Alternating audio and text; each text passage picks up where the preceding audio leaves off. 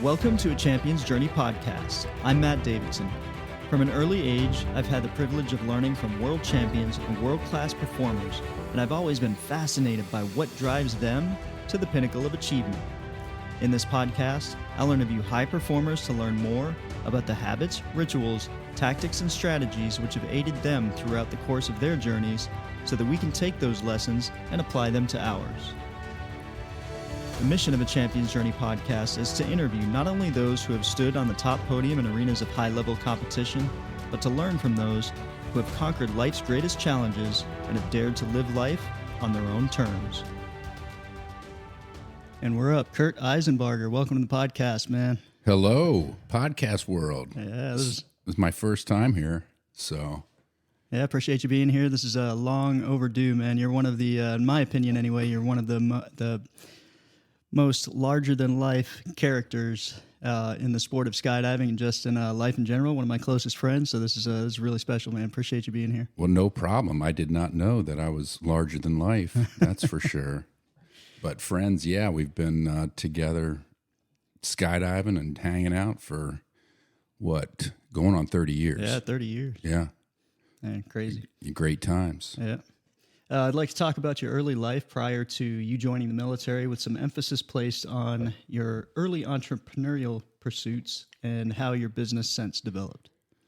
Wow. If you back it up all the way to when I was really young, I just always had a kind of a desire to make some money. I did not grow up with a bunch of money, kind of grew up,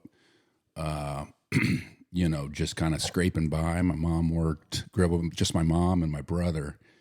And so we didn't have a bunch of extra money on the side, just enough to get by. So if I needed money, I had to make it. And basically, since I was, 5 or 6 years old, even dating back that far, I found different ways to make a little money on the side, make some spending money for myself. And it kind of just grew from there. One of the biggest ways I made money starting out when I was younger was fishing golf balls out of ponds, golf course ponds. I was a golfer, and I saw all the balls going in the water and whatnot. Myself, I started golfing when I was like 10, and was like, whoa, grab these balls. So I started making a business out of diving for golf balls, walking through the woods it started out with, and then diving in ponds at night for golf balls. And that was a long time ago, but I could make a couple $100 a night doing that, and it was great. It was good business. Then I turned that into some other stuff and started making T-shirts, printing T-shirts when I was pretty young, and selling them on the side at Ohio State football games and whatnot. And before we get too far, I want to ask you a couple questions about the diving for golf balls. So, did that require any scuba equipment or anything like that, or how were you? If you can explain how you were doing that. Yeah, you would. I would have my mom drop me off at the golf course at night, or I'd ride my bike, one or the other. And it'd be about midnight. I'd wait till it was dark, and I'd just kind of walk to the pond and had this special mesh bag I made. And get in the water and just get in that dark water and start feeling around. You get the ponds aren't that deep, right? They're only generally maybe 10 feet deep at the deepest part, but most of the balls kind of roll in, so they kind of run in like a vein. So you just kind of stick with that, and you hold your breath, go down there and scoop the balls out, and then. I actually did it for years, and I actually got my scuba license to do it so I could get more balls. But the scuba equipment, hauling it back and forth and in and out, was kind of a pain in the ass. So I ditched the scuba gear. But I got picked up by the police a couple times getting the balls. But as long as I didn't damage the course, they generally didn't care if I was stealing the balls out of them. So you didn't have approval from the golf course? No. It was totally, ninja style. So nice. That's awesome. But then you were taking them and selling them right back to the Yeah, actually, golf courses, I right? had a contract with a couple golf shops in Columbus, Ohio, where I would sell, grab the balls. Sometimes I'd get at least 100 dozen, maybe a couple 100 dozen a night, and take them to a laundromat that was open 24 hours, wash the balls, sort them out, and then just box them up and take them to the golf shop, and they'd buy every ball I brought in. I was getting about $3 or $4 a dozen for balls, and making several $100 a night at that age was fantastic. It was good little living. So That's awesome. And then from there, you said you started talking about a t-shirt business. Yeah, in high school? I did pretty good there. And then in high school, I printed some shirts for a class thing, and then made some good money, and then bought my own printing equipment and whatnot, and then started selling shirts at Ohio State football games, and did really well there. And Bridge Day, started going to Bridge Day. That was when I was in started jumping and whatnot. I was selling skydiving T-shirts after I started skydiving. Again, I don't want to get too far ahead. Yeah. But, We'll definitely get to that. But yeah. I think I remember you talking about gumball machines too, or something.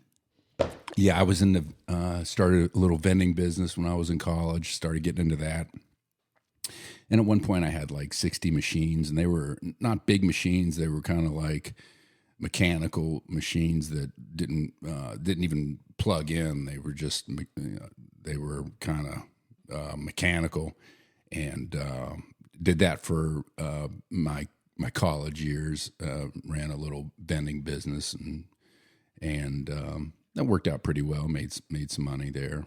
So, And but I had my hands in again all three of those things at one point at one time, making some money on the side. Yeah, and that's while you were going to school and Yeah. that kind of stuff too. Mm-hmm. What'd you like to do for fun outside of that Well, before you started jumping? yeah, really. Outside of high school, so I finished high school, and right out of high school, I had joined the Army before I even started jumping. So I graduated in 1990 and from high school, and 2 weeks later, I shipped out to basic training to Fort Dix, New Jersey. And What motivated you to join the Army? well, I just wanted to be in the Army, to be honest with you. I did, thought about serving my country, and I had several friends that were joining Marines, Navy, and some Army, and I just thought, I wanted to be part of the program, serve my country and whatnot. I had no idea that it would develop into a whole career. I walked into the recruiter, said, sign me up, and got me a job, and that was it. It was actually a pretty quick turnaround. It was like 6 weeks from signing up to shipping out. So Nice. And you're a truck driver, right? that's right. Yeah. How'd you settle on that? Well, I didn't know what I was doing. When I went to see my recruiter, I said, "Hey, I just want to join the Army." So I took the test, the ASVAB to get in the military, and I did really well on it, but when I talked to my recruiter, they were like, "Oh yeah, we only got a couple jobs, and one was an engineer, and the other one was truck driving." And I was like, "Well, I guess I'll just do truck driving." I had no idea how the Army worked, but I was literally just kind of feeling my way through it, and I didn't know that I could say, "Hey, wait, hold on a second, I want to do this or that or the other thing." So I believed them when they told me that there were only a couple opportunities. So they were just trying to fill whatever pretty quota much, for yeah. whatever military occupational specialty was under strength. I'm sure. Exactly. Yeah. No, man. There's probably a lot of people that go to the recruiter's office just not knowing a whole lot about it. Maybe it's different now with the internet, because that was probably pre-internet days. Yeah, where you totally couldn't do a whole lot of pre-internet days. research, Yeah, it was just walked in, said, "Hey, sign me up," and I figured you could do different things after you got in, which you can. But would I have done that job? It turned out to be a not a great job during the global war on terrorism, driving a truck. I didn't have to do that, but it ended up being a pretty dangerous job. But fortunately, things kind of worked out for you. You took a different path, but we'll talk about that in a few minutes. Yeah. How did you learn about skydiving, and what was your initial experience like? So I was going through in high school, and I had a buddy named Johnny Murphy, and he was in my class. We were really good friends, and we were running around raising hell together pretty much all the time. And he started jumping. I believe when he was about 15, he went at the Skydive Greene County in Xenia, Ohio, and owned by Jim West. And he was jumping through his high school years, and he would constantly be like, "Hey, come on out to the drop zone, dude. You got to come out, make a jump and whatnot." And I had seen some people jump and whatnot, but I was not. I didn't have the bug yet. It did not catch on, and I was having fun in high school, doing other things and partying and running around, drinking and being crazy. And it just the skydiving idea had not sunk in yet. So, like as far as doing it for a career, doing it in general, just for fun. doing it in general. Yeah, I remember growing up. I always had this kind of. I would daydream about falling. I like jumping off things and whatnot, and I would daydream about being able to jump into a hole, imaginary hole, say in the earth, and falling. And it almost like a wind tunnel, but you're falling through the earth, and you're just kind of falling. And I had this daydream, and it didn't really come to fruition till I made my first jump. But I made my first jump in, I got out of basic training and then started going to college in Columbus. And finally, Johnny had convinced me to go out to the drop zone and make a jump. And that would have been in November of 1990. I made my first jump. Yeah. It was tandem master guy named Gary Arnold, and made a jump. And I was like, wow, that's incredible. I think this is really what I want to do. Immediately I fell in love with the concept of falling out of airplanes.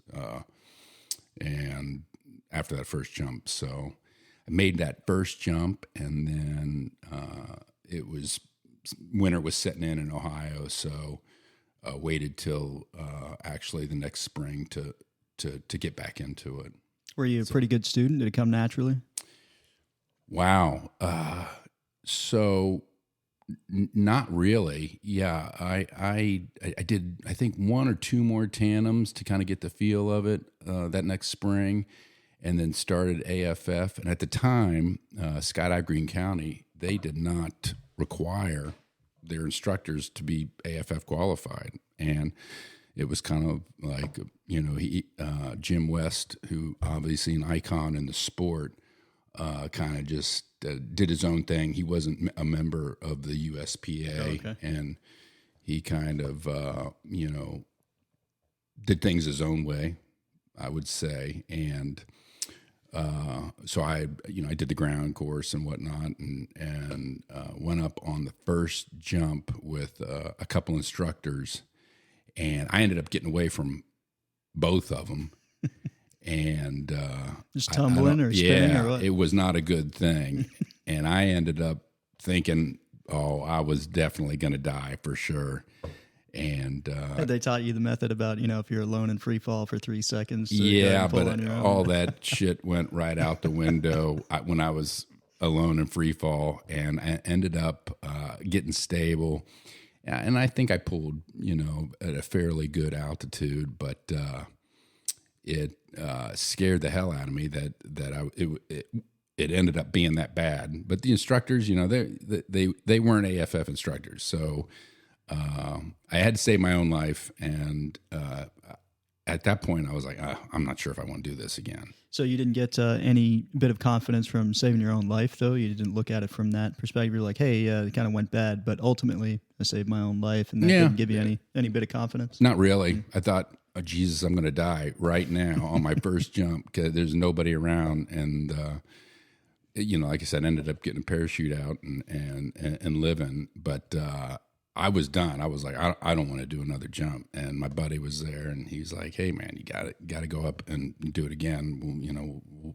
We'll sort this out. We'll get it figured out. And so I went up on the next jump that day, in fact, and it was much better. Instructor stayed with me, or I stayed with the instructors, however you want to call it. And that was it. So I made that second jump, and it went better, and I was hooked from there. So nice. So then you kept jumping at Greene County for a while? Yeah, I jumped in Xenia from 1990, basically first jump in 90 till 95. And during that time period, I was at the drop zone. So what did I do for fun? I mean, out of high school, I had fun in high school, but from 1990 to 95, I was at the drop zone pretty much every weekend, regardless of the weather, regardless of the season.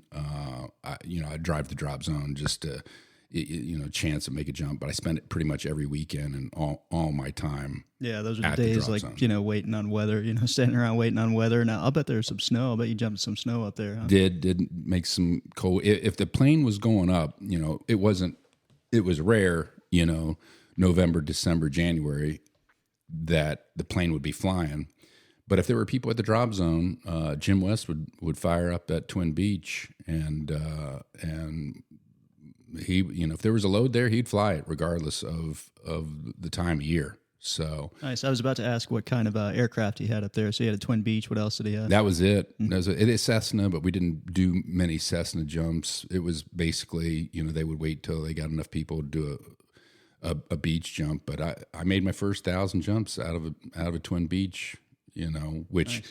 Looking back, I didn't realize how, today's day and age, most people wouldn't even get in a Twin Beach, right. And radio engines and whatnot. And looking back, I'm happy to be alive. But, Jim West ran a good operation and never hurt anybody with an airplane. And he knew how to fly the hell out of that airplane, any airplane, really. So that reminds me of just Twin Beach. Reminds me of out at Skydiving Murano when I was on the style and accuracy team. We just rotated, and one of the engines just caught on fire. Man, huge, fireball outside the engine. I look out, I was a little bit concerned, and I thought we were going to bail out. It was about 900 feet, and the pilot was like, "Nope, we're going to take it around." He shuts the engine off. We land on one, and they just figured out that it was a bird's nest in there. The thing caught fire, and then they just kind of cleaned that up, made sure the engine was good, and kept jumping it the rest of the day. But yeah, those things could be a little scary. Do you ever have any? We had issues? An engine catch on fire, but we were sitting on the ground. It was basically during startup. We all got on and started the engines up, and one caught on fire, and it was not an emergency by any stretch. We were just idle on the ground, and everybody got off, and they came out, put the fire out. But other than that, we never an issue with an airplane.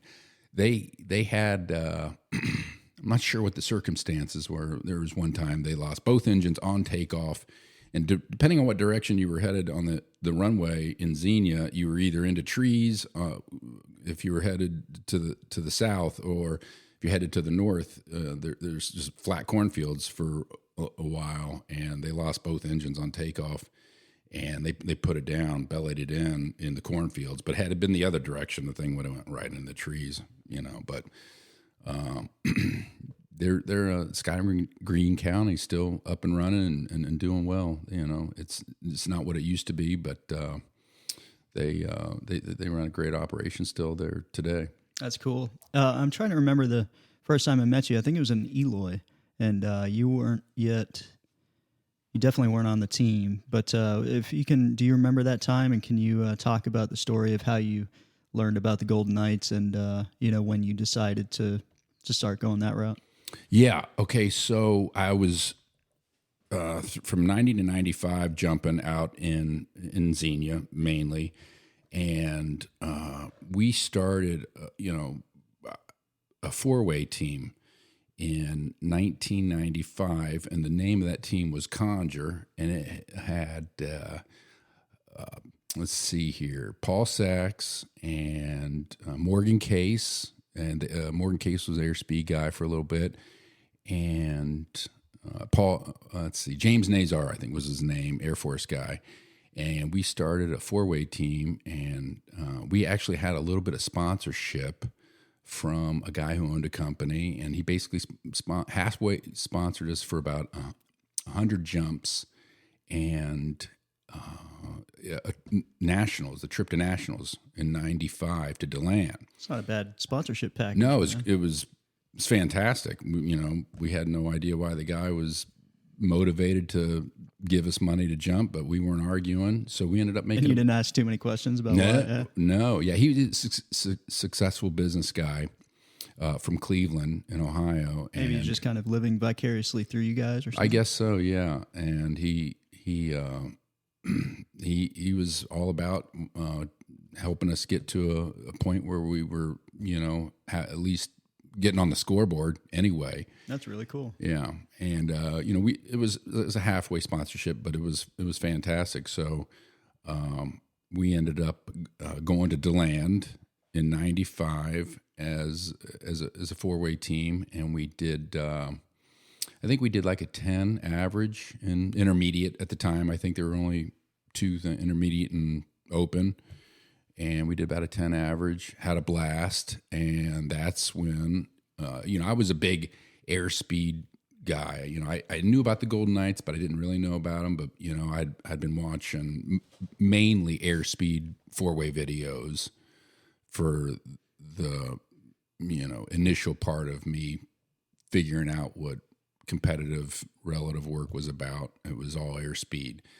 But during that trip to DeLand, I met the Golden Knights and started kind of talking to them. So just to back up a little bit, you were talking about airspeed, and that was right at the time where they were like, kind of at their peak, right? It was 1995, and they had just won a world meet. Then you had that was the original lineup with Kirk and Dan BC, Johnny Eagle. No, Johnny wasn't on that team. Jack Jeffries. Jack, that's right. Kirk Burner. Jack, yeah. Kirk and Mark Kirkby. Yeah, that's right.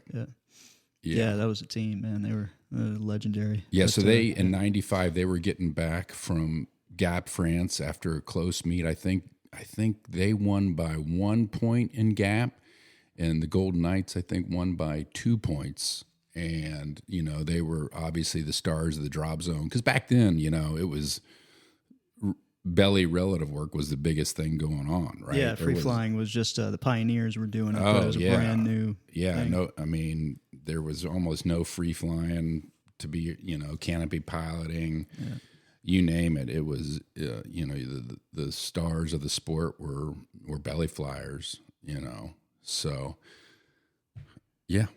Yeah, so then you're about to talk about meeting the Knights and how you get, kind of introduced to that world. Exactly. So we were actually staying on the Holiday Inn down there in DeLand, and the Golden Knights would be down there eating breakfast and whatnot, and we'd go down there, and I would keep an eye on them. I was like, man, God dang, what an awesome job that would be. That would be incredible. So, and you were in the Army at that point, right? Yeah, I was in the Army. So from 90 to 95, I was doing my reserve. I was just in the reserves. I was still in college and whatnot, and doing my reserve training, and met in DeLand. I met Trevor McCarthy, and he was the one that kind of opened his ears to me and listened to me and talked to me, and John Hoover too, a little bit of John Hoover. But they were like, hey man, you're in the Army and you're doing this. They were like, you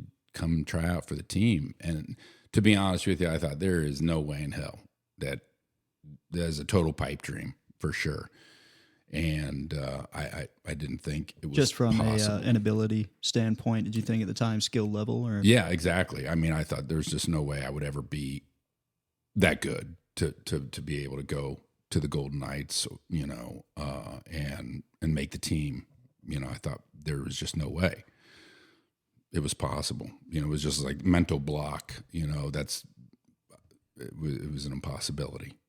Before we get too much further into that, I'd like to talk about your athletic background. What did you do because you've always been fit. I remember you were a fast runner when we were on the team. Yeah, I wasn't like a total athlete growing up. I played golf in high school, a little bit of baseball. I always liked sports. I wasn't great. I had a brother, his name's Kenny, and he was like, high school, he was one of the stars in high school, played football, basketball, baseball, you name it, and he had me height-wise and weight-wise. I was pretty skinny growing up. When I joined the Army, I was 147 pounds and 6 feet. So I didn't have athletic build per se. So I just, played, some sports that didn't necessarily require being a big dude, or being super strong. Did they start those sports? Did they start to teach you about being a good teammate? Were you learning some things then? Had no idea about being a good team. I'll tell you what taught me about being a good teammate was literally actually as I was skydiving and then being part of the Skydive Greene County operation, kind of listening to Jim West. I kind of would see how he operated, see how he talked, and we would be out on the porch of the drop zone when the jumping was done and people were drinking beer and whatnot, and just kind of listening to him. And I took a lot about being a good teammate, and it ended up being, I didn't realize what I was listening to, Right. I was absorbing what he was saying. I didn't know how I would have to use that later on in life, but he had a huge impact on my life. And, to this day, he was like a second dad to me. He might not know that or think that, but he had a huge impact on kind of helping me develop into, not only a better soldier, but a good golden knight. That's really cool to have that kind of positive influence in your life, from that early age and those formative years, you know what I mean, to have a good positive example. And I know that you've talked about him over the years, and he has been a big influence on your life. But can you think about any one particular instance or example where you took something that he taught you that you didn't know in the moment that later on you applied somehow? Well, okay, let's just back it up a little bit. I'll answer that question. I mean, during my high school years, growing up, I was literally running around with my hair on fire, breaking laws, drinking. I was, up to no good most of the time, right? Like if I got arrested for everything I did during high school, I'd still be in jail, right? That's no lie. I was wild as hell. And, but the more I stayed kind of, once I found skydiving, it kind of gave me a home and meeting Jim West and listening to him, his guidance kind of really got me to the point where what your question was. I remember him telling me, hey, if being a good teammate means constantly being there, for and he wasn't even on the Golden Knight. He's an honorary Golden Knight, but I remember him telling me, if somebody's got their laundry in the dryer and it goes off, take it out and fold it up and fold it for him, and he probably doesn't remember that conversation, but it actually took me to the point where, in tryouts, it was like, just make sure you're a good teammate, make sure you are taking care of the guys around you. So. Yeah, and you definitely did that throughout your career. And, I was, on the benefiting side of that, and I really appreciate it, man. There have been, many times it's, you're always, give you the shirt off your back kind of guy. And, you put me up in your place, when I was, kind of fell on hard times. And, I really appreciate that, man. So I learned a lot of stuff from you too, but that's just cool how that's kind of stuff is passed down and passed forward. Wow. Well, yeah, that's great. I'm glad you think that. What was your Golden Knights selection and assessment experience like? Okay, so let's go. Well, first, maybe we can back that up a little bit and find like what was the point where you made your decision to submit your tryout application packet? Right. So let's go back to DeLand in '95. I'm sitting there talking to Trevor and John Hoover, and these guys are like, "Hey, man, you gotta try it." So I went back home and did some soul searching, and I had a pretty good job at UPS too. I was working there at the time, and I was in management and making pretty good money as an early management kind of guy, and saw that as a possible career, and I thought, man, what really do I want to do with my life? And my time in the Army Reserves was actually coming to an end, and I thought, if I just roll the dice here and take a chance, go active duty, and try out for the team, I said, what do I got to lose? Nothing. Some time. I will continue my Army career a little bit more, one way or another. If it doesn't work out, which I had no problem with, I was still enjoying being a soldier in the Army, and decided at the end of '95, to go ahead and go back to the recruiter and say, "Hey, I want to go back in the Army." So got the paperwork done to where I was going to get Fort Bragg as a duty station, and go there, and went there with the intention of putting a packet in for Golden Knight tryouts, but no guarantees. There were nowadays there's a little bit more. There's more of a system to bring guys to the team if you want, but it was a total roll of the dice on making the team. So yeah, on that point, just in case anybody out there is listening and wants to come to the team, they do they have different programs where I guess it's like a street to seat type of program, where they'll do that kind of stuff. But anyway, go ahead. Yeah, no. So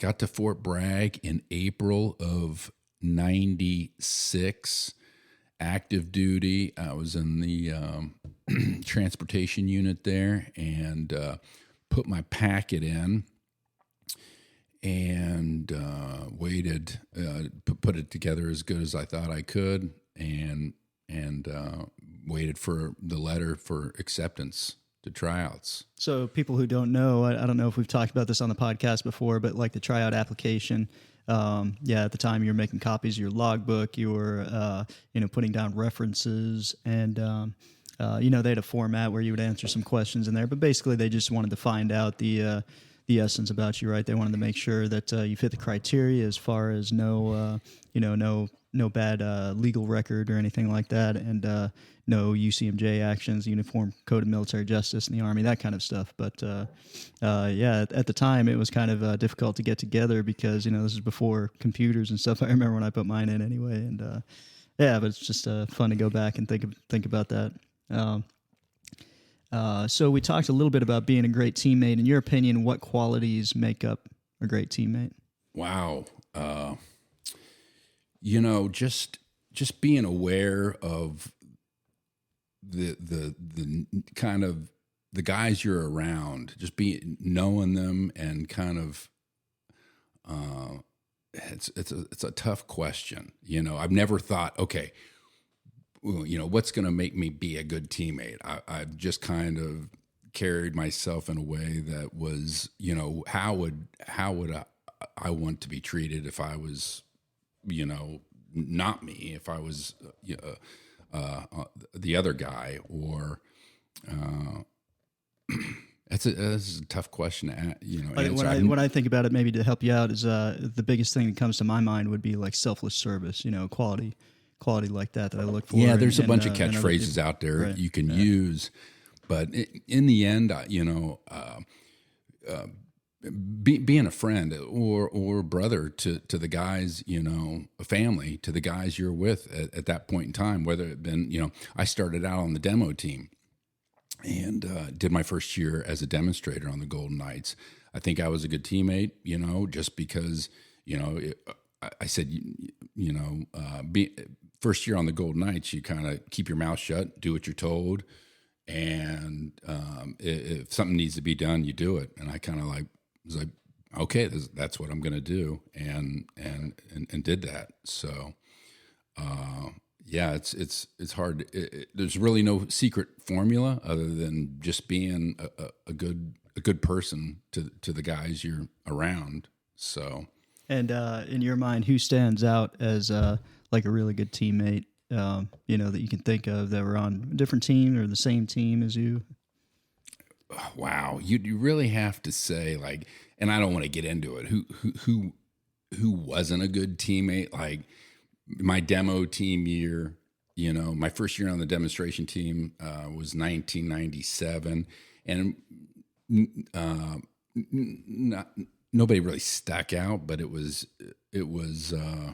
as a great teammate during that time. But everybody were really good teammates. We were a family. It kind of turns into a family. Yeah, for sure. And you spend a lot of time, obviously, on the road together, training together and whatnot. And, Ken Brown, KB, was the demo team leader. He was a great demo team leader.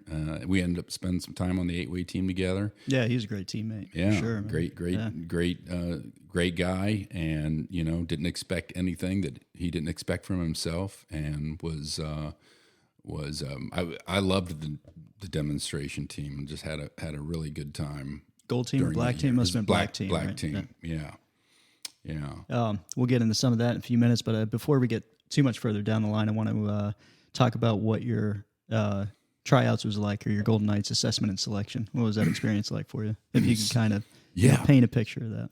So, well, I'll back it up real quick. I'll tell the story. I don't know how long people are going to listen to this. They probably already shut it off on by for now. Hours, man. Yeah.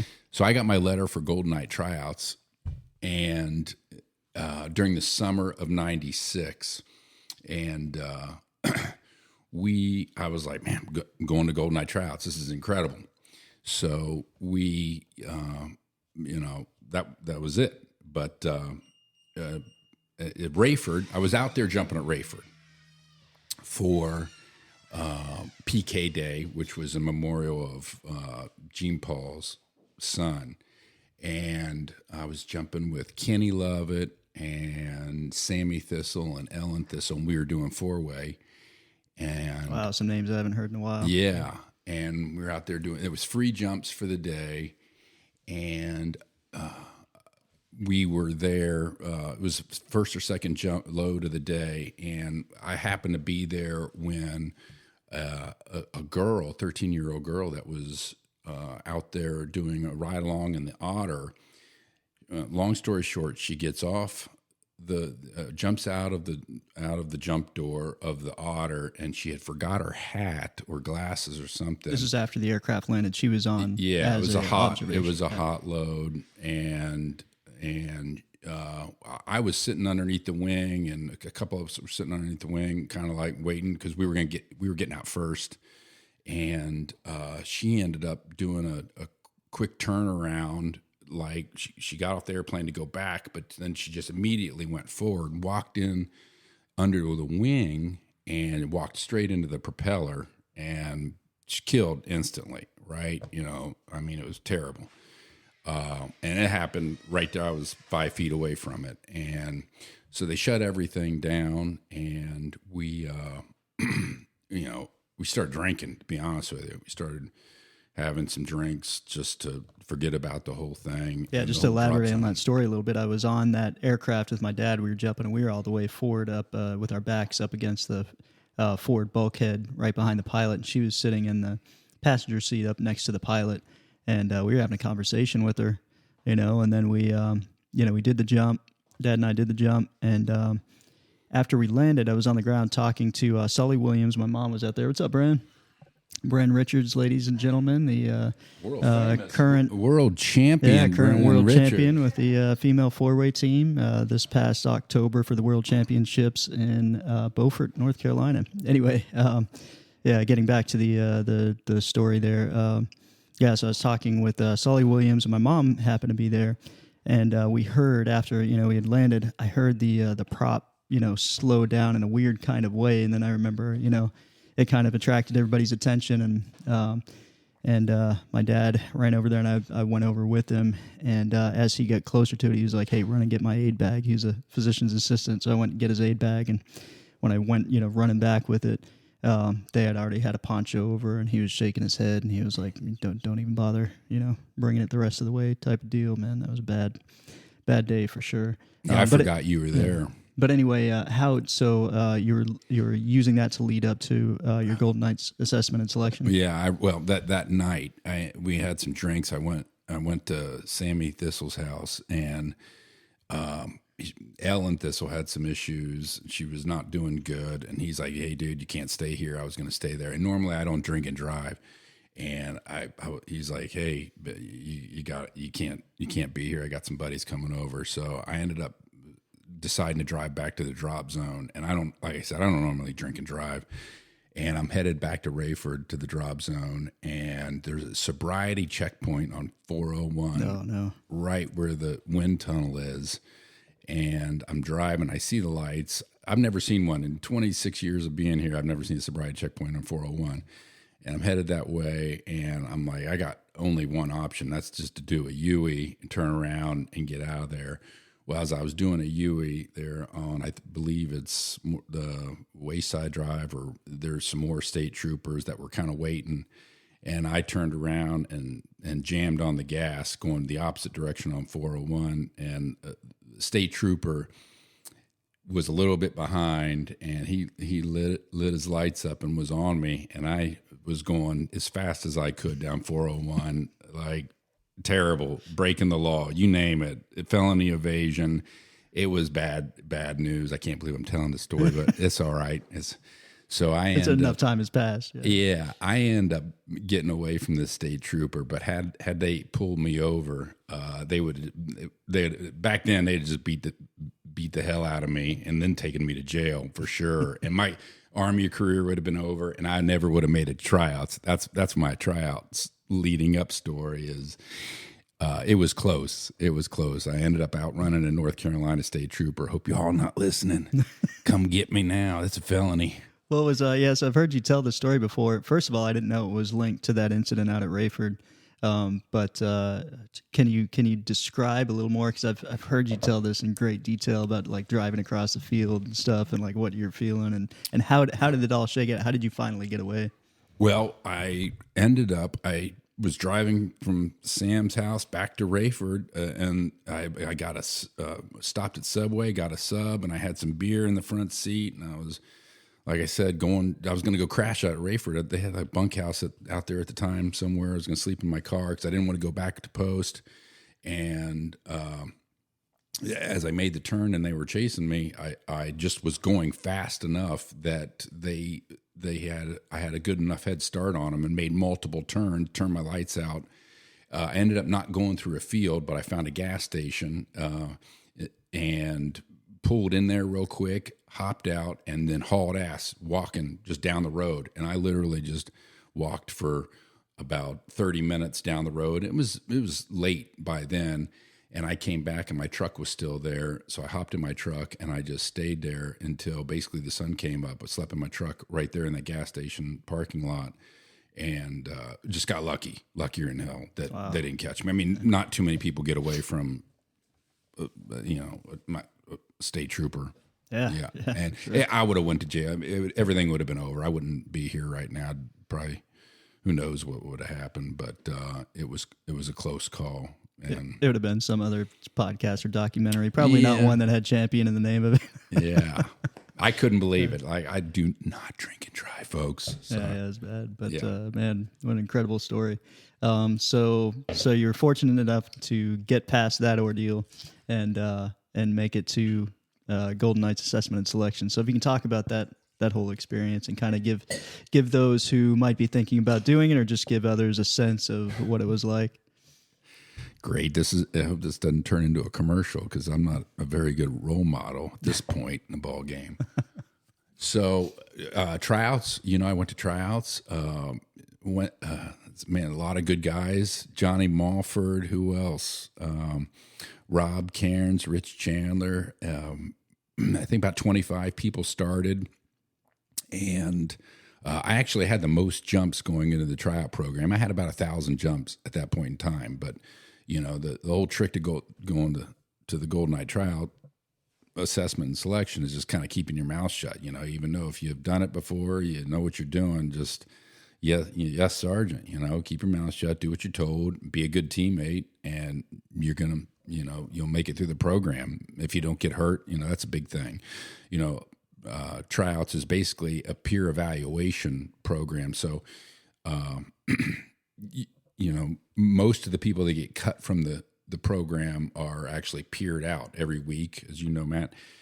You write down on a sheet of paper the people that you think would make good Golden Knights, and you start at the top. You don't put yourself up there. You don't put first. You don't put yourself last. Put yourself somewhere in the middle, because you're probably in the middle somewhere. Everybody's in the middle. But I ended up making it through the program with eight other guys out of 24. But it was a fairly uneventful program. They like I said, it all comes down to, it's a personality evaluation. If you're out there thinking, hey, maybe I want to go and try out for the Golden Knights, really it's a personality evaluation program is what it is. The jumping part, they're going to teach you. You're going to have everything you need to learn to be very good at jumping out of airplanes, or hitting the target or whatnot, whatever route you choose. But in the end, it's about what kind of person you are. And is there anything that sticks out in your mind? Anything like maybe something that you weren't totally prepared for that kind of caught you off guard, and it kind of was a shock to your system? Well, I was a little bit surprised how they ran the program at the time. Way back when, it was pretty tough. They work you pretty hard. The jumping portion is important, but it's more of, like I said, a personality evaluation. I guess that was the big shocker. I kind of knew going in, but I wasn't 100% sure. Did you think that it was going to be more performance? Yeah, based? I did. And some guys, there's been guys that go to tryouts with 1,000+ jumps, and they end up not making the team because they kind of miss the whole factor that you're really trying to not impress, but be a guy that's going to be there for your teammates in the end. Right. So that it doesn't really matter how many jumps you have at that point for that. Yeah. Because the reason, for those that don't know, is that, when you're on the road so many days with these people, you want to make sure that, that you can work well and play well with them. And, so that's why it's mostly based on that, and not by, your skill set at the time that you go through tryouts, because just like you said, that can be taught to you. The Golden Knights is going to teach you a certain way. So as long as you can kind of, take your ego and keep it in check, if you've got a lot of jumps and you're going through tryouts, put that in check and just be open to the Golden Knights system and what they're teaching you. But yeah, for some that aren't expecting that can be a mental challenge or barrier to be overcome. For sure. We talked about the qualities of a teammate. What are some special moments or events in your skydiving career which stand out the most, like world records, memorable demonstrations, competitions, etc.? Wow, that's a big question. Let's see here. Let's go to competitions. I made the ended up doing a year on the demo team, and then tried out for the 8-way team. Let's talk about that. Yeah. Right. Tryouts for the 8-way team. Yeah. So, which was my whole goal. I did come to the Knights with the goal of being a relative work competitor, 100%. And that's something they asked me during tryouts, and I was a little afraid to answer, but I had to be honest with him that, because there's a little bit of internal jealousy on the team about guys that end up making the RW team. At the time there was. I don't think it's that way anymore, but way back when it was like, if you vocalized wanting to be a competitor, it kind of maybe left a little black mark on your whatever. Yeah, they were resume. like, "Ooh, this guy wants to jump ahead and do this, without paying his dues," type of deal. I think was the Right. mentality. Yeah. And I remember Shane Holler, great guy, gold team, demo team leader. He asked me, he was like, what do you want to do? And I had to be honest with him. I said, I do want to be a competitor at some point in time on the Golden Knights. Luckily, if there's anybody to be telling that to, you said Shane Holler. Right? Yeah, he's a great guy. Yeah. So. Yeah. And he's like, okay. And let's see here. So I ended up, I tried out for the 8-way team in 98, and there were, how many people were trying out for the 8-way team? Matt, you were already on the 8-way team. Then we had Ken Brown and Chris Talbert. Was Brian Smith in that one? Brian Smith was there. And I think there were about 6 guys. I believe Mike Kalian, and we were all trying out for the 8-way team. And so there were different levels. Brian Smith was a Golden Knight as well.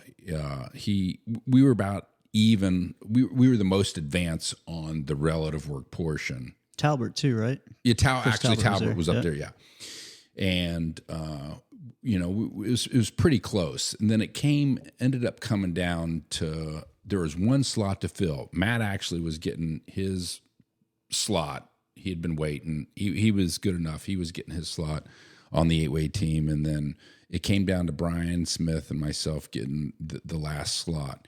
So we go down to, I'm going to jump forward a little bit. We go down to DeLand, and we do a training camp in DeLand at the end of 97. And Brian Smith and myself, we are like literally tied. We're doing jumps with the 8-way team, basically, and we're swapping out. That's right, I remember. Scores-wise, you're tied. Score-wise, yeah, we were like tied. We go up and do a 17 with Kurt, which is myself, and then they would do a 17 with Brian Smith. Same jump, and then I would do a 20 with the 8-way team, and then Brian Smith would do a 20, just swapping out one person. I forgot all about that. And it was literally dead even between us two. And they had it was very difficult for them to decide. So I'm going to back it up a little bit. We did when we started doing some PT, which is physical training, with the 8-way team, we did a 6-mile run.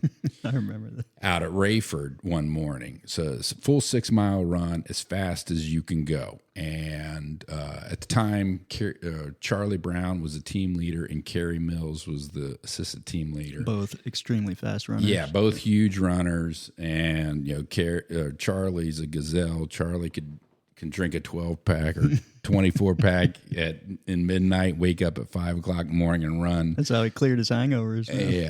Yeah. So we do this 6-mile run, and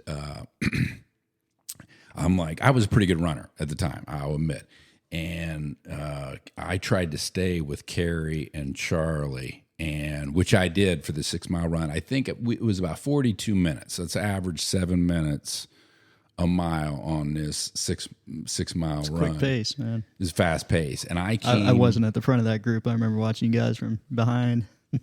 I was about 100 feet behind Carrie and Charlie. They were together, and they still Carrie laughs because he kept on looking behind and was like, "Man, that guy's still with us. Come on, we got to pick it up, Charlie."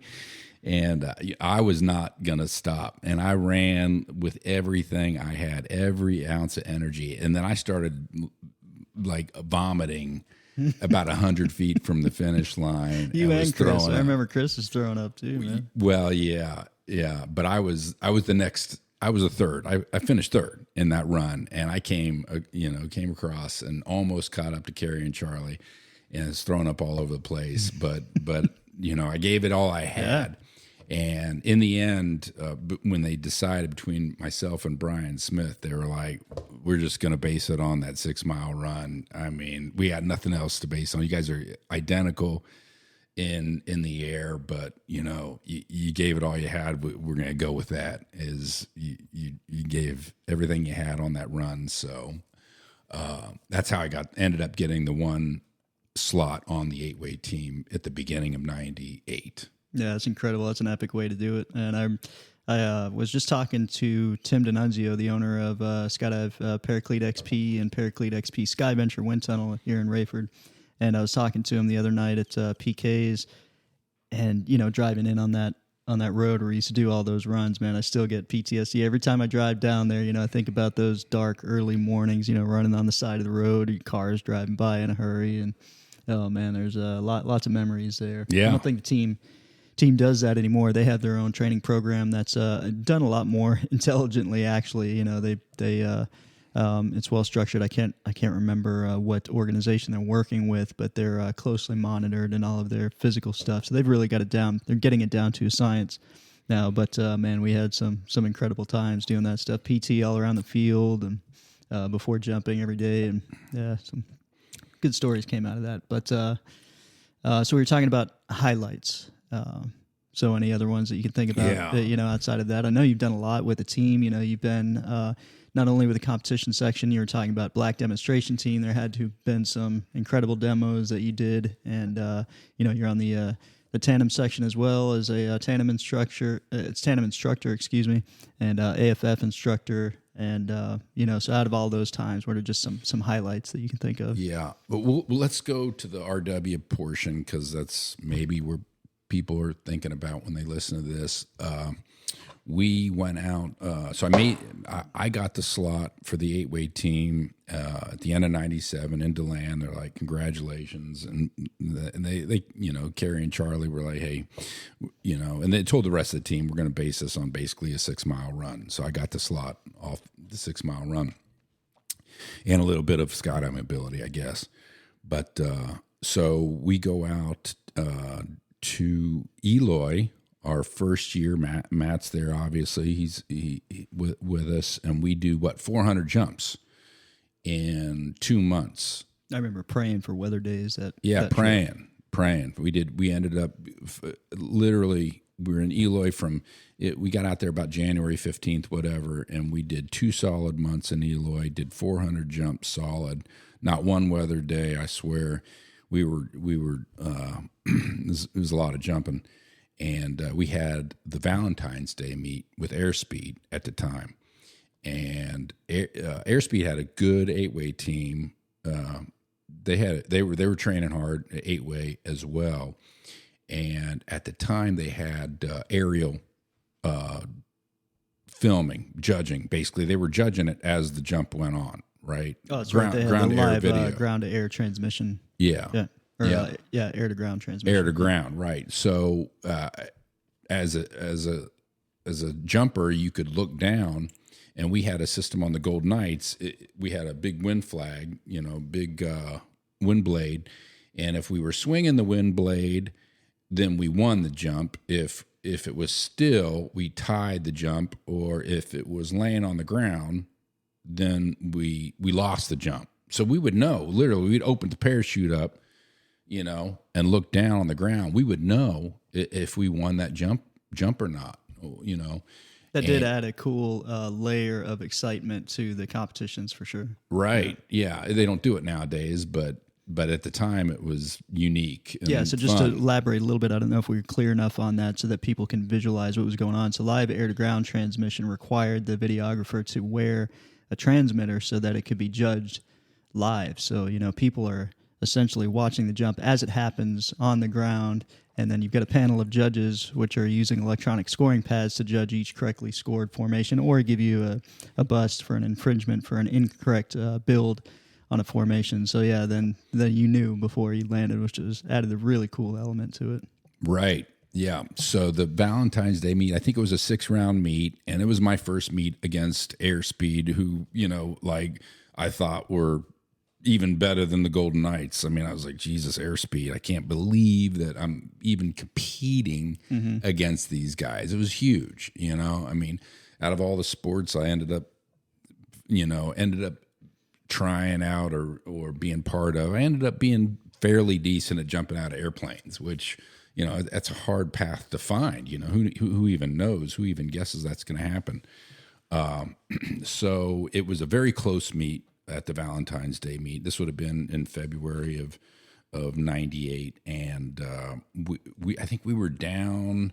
We were up and down through the whole meet, very close, and we did round 6, I believe. I could be wrong how many rounds there were, but I opened the parachute up on the last round, and they were waving the flag, and I was under canopy thinking, I can't believe this. I fucking can't believe this. I just beat Airspeed, who were my original idols at a skydiving competition. Yeah, I was shocked. I couldn't believe what was happening to me. It was like, it wasn't the Super Bowl, right, where there's 100 million people watching or whatever. Skydiving, obviously, we all know, if you're listening to this, very small community, not a whole lot of people interested in it, but the people that are take it seriously and they want to be good,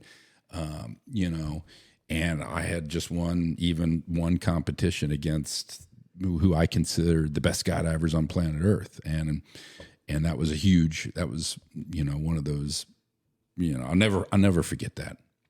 So that memory brings up another one for me that I'd like to hear your version of. So, in 1998 at the U.S. Nationals, we lost that competition, and I think we had essentially done it to ourselves. Like we started,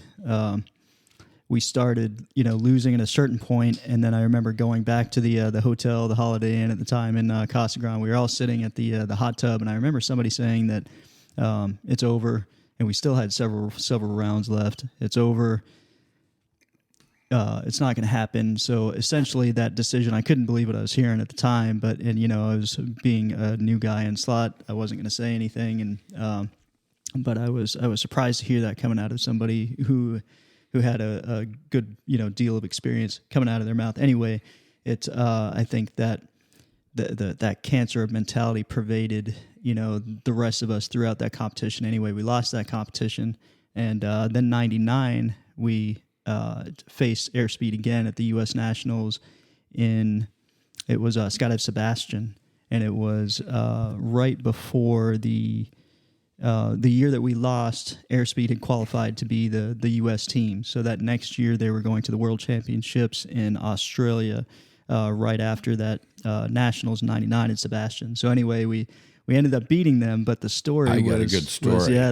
The story was awesome. I remember sitting next to you in the back bulkhead, and I just told the story to some of the guys on the 4-way team before they went to the indoor meet in Spain several months ago. But yeah, if you could tell that story, man, I'd love to hear it from your perspective. Okay, so here we are. It's not okay. We got beaten '98 by Airspeed at the Nationals. Devastating loss. Devastating. First time that the Golden Knights had lost in like 15 years, right? The Golden Knights had dominated 8-way forever, 5 world championships in a row and all the nationals. And we got beat in '98 in Eloy. Oh, ouch. Let me tell you, that hurt. Okay. So, we get back together. We go into '99. We do full training year in '99, and back to Matt was talking about, we're in Sebastian, right? The weather's was iffy pretty much the entire time, and there's a hurricane that rolled through there just before, right? Right, hurricane had rolled through, so the weather was iffy. Anyway, it was a very close meet between us and Airspeed. It came down to round 10, believe it or not. It was Airspeed was up by 2 points, and take off in the airplane. Huge thunderstorms moving in. Okay, huge thunderstorms. We take off anyway. Like normally you wouldn't even take the airplane off, but it's round 10. They're trying to get this. It's Golden Knights and Airspeed on the plane, on an otter, cruising up to altitude, giant clouds all the way up to 15,000 feet on both sides of us. And the tension was as thick inside the plane as it was outside with the atmosphere going Totally. So basically they're saying, the pilot's like, look, we can't land you we can't get you on the airport. It's covered up in clouds. And so we're like, we can drop you, but y'all are going to land on this golf course. You land off the drop zone. And airspeed could have said, hey, land the airplane. We're not jumping. It's not a legitimate jump. We got to land on the, drop zone for this thing to work.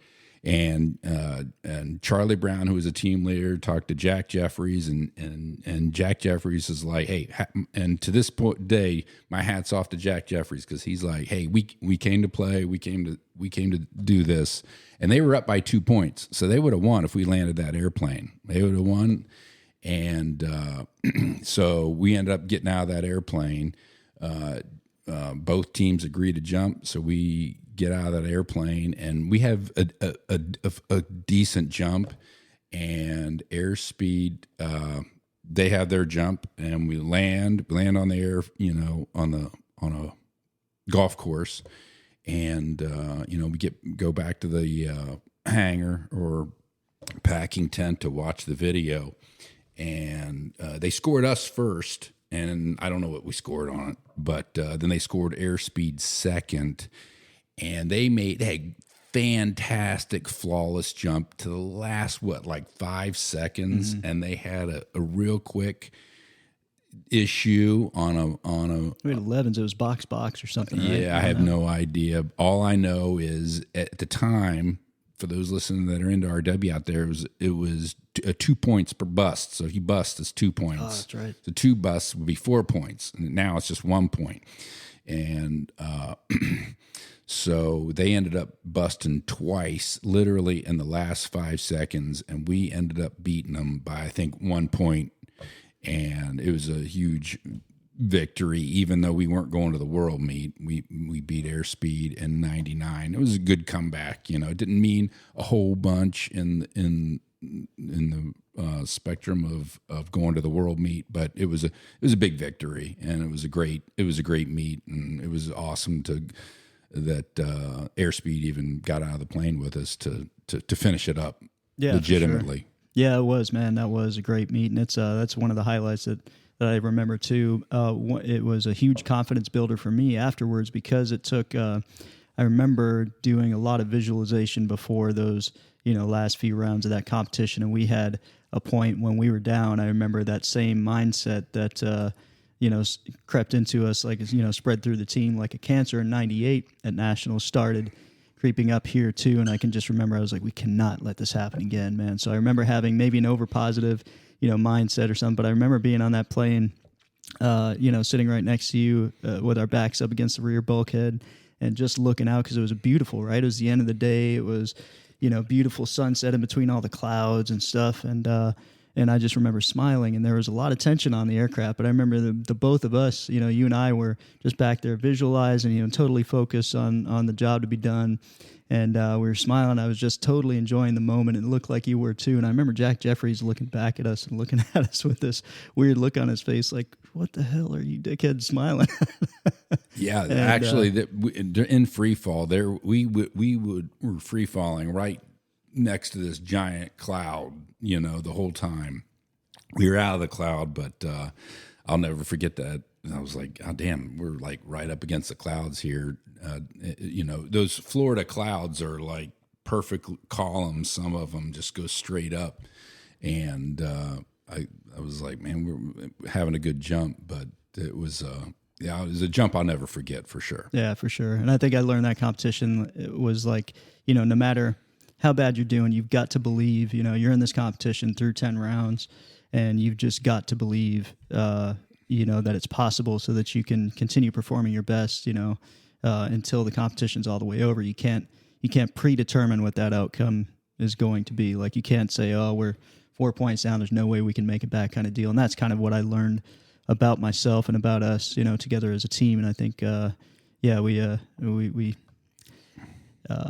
we achieved a higher level of confidence collectively there, and it was, that was really cool. Are there any other highlights for 8 or 4-way formation skydiving training and championships? Like, you guys did really well early 2000s, right? Was it 2002 when you guys went to Maubeuge? Like, you guys had a successful time as a 4-way team for a while there. Well, we in end of '99, we did a team switch out. We built a new team in 2000, and we had issues throughout the entire time. During the year, we had injuries. We had things that just ended up not being ideal for winning the nationals, and we ended up going to nationals in Paris 2000 with a team with basically we picked up Paul Rafferty and Trevor McCarthy at the very last second to fill the squad. Is that right, Matt? Yeah. Is that right?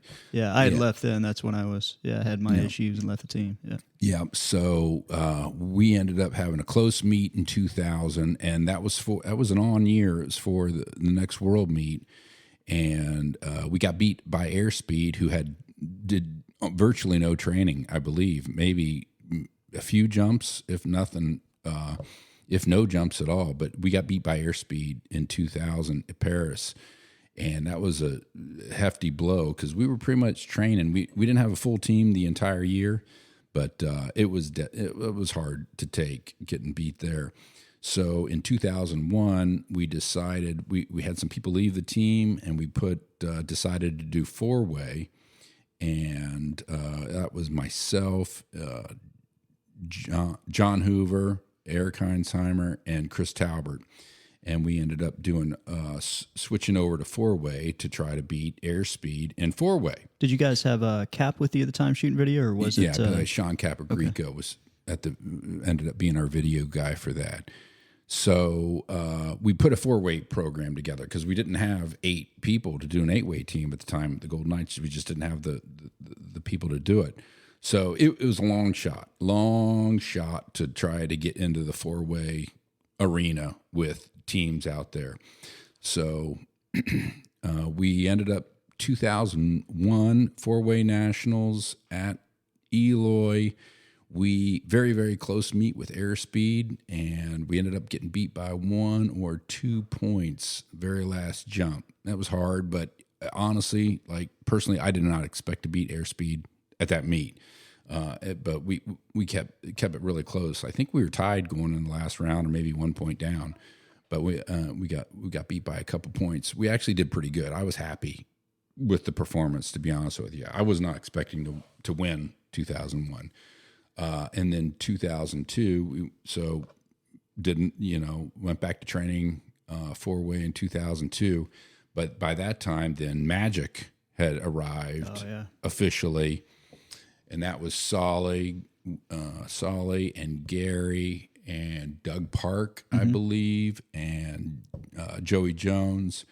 And that Nationals was in Chicago.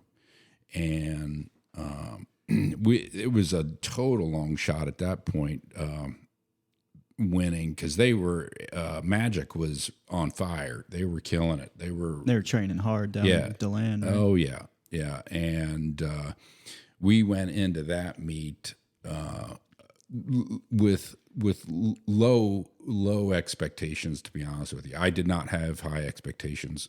Why were the expectations low? Is it because their averages that Magic were pushing out were? I think they were pretty much favored, kind of to win. And you caught wind of what those averages were beforehand. Yeah, yeah. I think we had some America's Cup meets or something, but.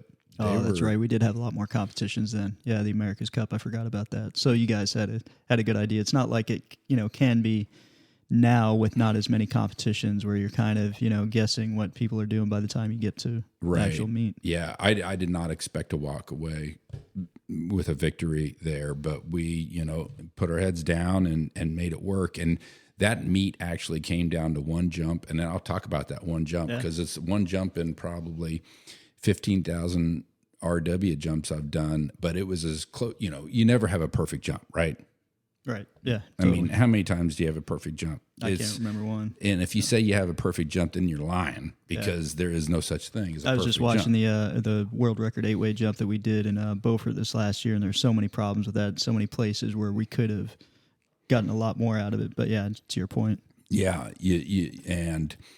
We had, I don't know which round it was. It was on the first day, but it was around 4 or 5.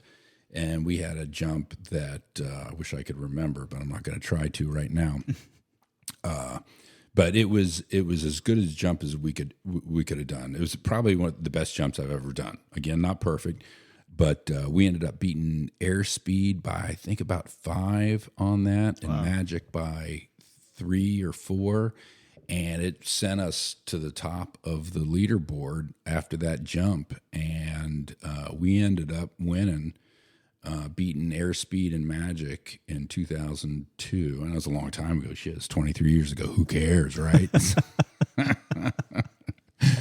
We should have had this discussion a long time ago. But anyway, it was a huge deal. We won in 4-way. I never expected to be a 4-way national champion. But we did win, and it was a great meet, and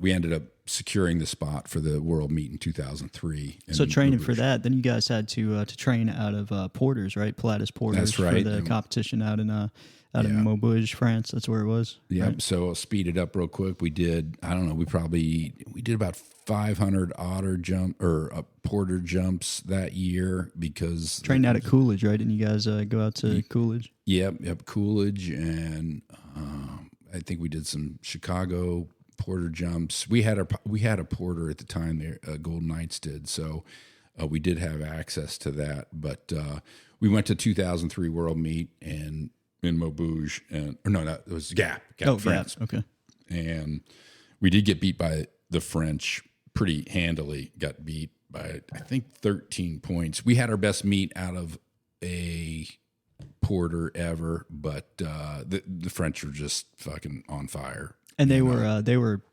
would train out of that aircraft primarily, I think, at the time. The 4-way team would anyway. I'm not sure about the 8-way team, but I think on the Knights, and I think Otters were kind of the were the industry standard, as far as competitions went. So I think, at the time, you guys were probably training out of that for the most part. So that, I'm sure that had something to do with it, right? We actually got beat because it's that aircraft. It's the doors on the right side. Yeah, on the right side, and it's the airspeed's slower, right? So it's a lot mushier coming out the door. So that adds a whole, new layer to the competition there. For sure. We got beat on the exit. I mean, in free fall, we were pretty close to them, but out the door, we were getting beat on every jump.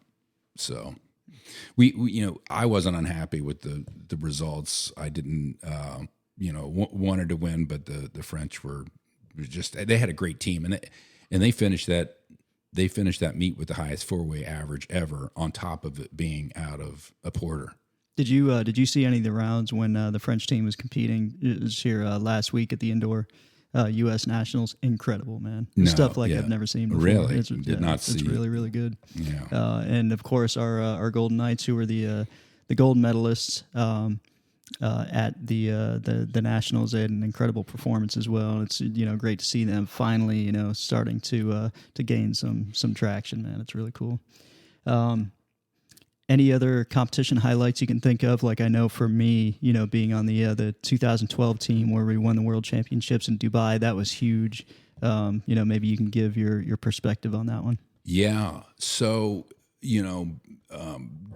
from 2002, let's see here, moving forward, I spent after the World Meet in 2003, I took a break and went to the tandem team for about 3 years. And did the tandem team on the Golden Knights, took a break from RW, and then came back for 2006, 2007 a little bit, and let's see here. Then 2008 we went to the World Meet in Maubeuge. Mm-hmm. We put that team together. Yeah. And then that we did not win. Night Tracks, right? With John and. Some other folks from it was like some other folks from Fire, right? We had Doug Park on the team and Thomas Hughes. That's right, Thomas Hughes. Yeah, and we got beat there in 2008, and then 2010 was the next World Meet. We put an 8-way team back together for 2010, and then then we got beat. Matt was there, right? You were that was in Russia. In Russia, and it was at the Menzelinsk one in Russia where it was it was super hot there. It was like unusually hot, and I think there was a volcanic eruption somewhere. It was on fire. It was on fire. That's right. That's right. But yeah, we were jumping through smoke, and the weather conditions there were less than ideal for sure. So through all this, I had not won a world meet, right? Like I'd won some national championships, 4-way and 8-way, but I had not won a world meet, and now I started second guessing myself, is this, it's not all me, but what can I do better to get better? And, I wanted to win a world meet, and it felt elusive. And, so that brings us to Dubai in 2012. So we had a good team in 2011. It was solid. We kept it together. Oh yeah, we won the World Cup in Saarlouis, Germany, and that was huge for us. Yeah, that was the first victory over the French in 8-way for me at the World Cup, and I believe Matt technically in slot. Yeah. I had gotten back and I came back to the team and got back in slot, and I came back to the 8-way team at the end of 2002. And then, through the various, evolutions of 4-way / 8-way. But anyway, yeah. There was a period of time. There was a period of time, basically between '98 and 2012, where the Golden Knight 8-way was not winning world meets. That was our job. Through various challenges, personnel, and that kind of thing, overturned during that time. It helped us out where we ended up getting permanent slots on the team, thanks to Ike and, some other people like Eitenmeyer, who was the sergeant major on the team, and Tony Dill and other people who really went to bat for trying to get us fenced in so that you could train to be a world-class competitor and you could maintain people on the team who had that training and experience so that you could go on and be successful. But up until that point, people were getting cherry-picked. Even if, we didn't have any inter-team issues, we had people getting cherry-picked for, duty assignments elsewhere around the world and with other units. So all that kind of stuff, kind of led to this 15-year dry period where we really didn't gain any traction, win any meets. So, yeah, those were the dark days for sure.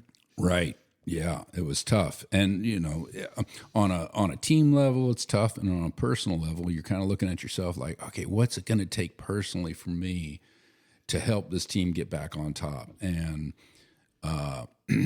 for me personally, I just figured out that, okay, it's not all me, but it's some of me. We're a team, but, I have to get better personally to get on top, to help get the Golden Knights back on top. And a lot of it came down to just, to be honest, the mental game. I could skydive, but but when it came down to right at that, when you need to do it right and you have to do it the best, is that gonna, it's more like I say, at that level.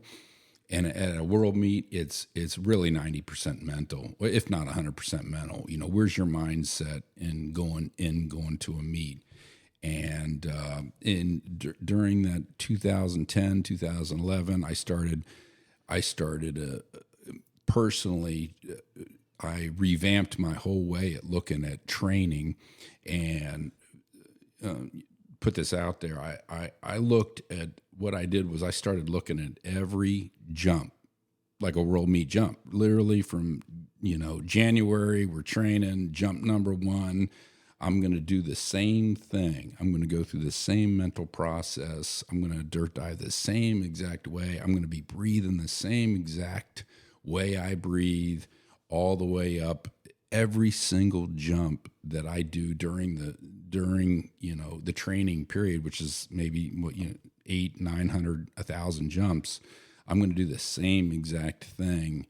And I realized that really mentally I needed to get the mental aspect of competition and getting in the zone. And you hear about athletes getting in the zone, and I finally figured out how to get in the zone. It took a long time, folks. I mean, it took years of competing, but I had the physical ability, but the mental ability was not there. And then I kind of figured out personally for myself, I'm not sure what everybody else did, but the mental aspect of it, I got a hold of, and going into the Dubai meet was huge.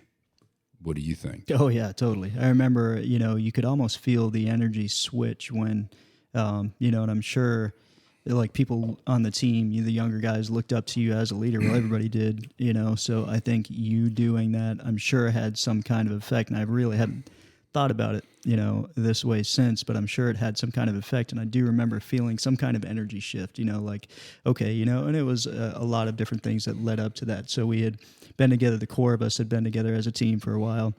So we had, started, mounting a good amount of experience together. And then the other thing was, that mental switch. We started getting serious. We started believing that we could do it.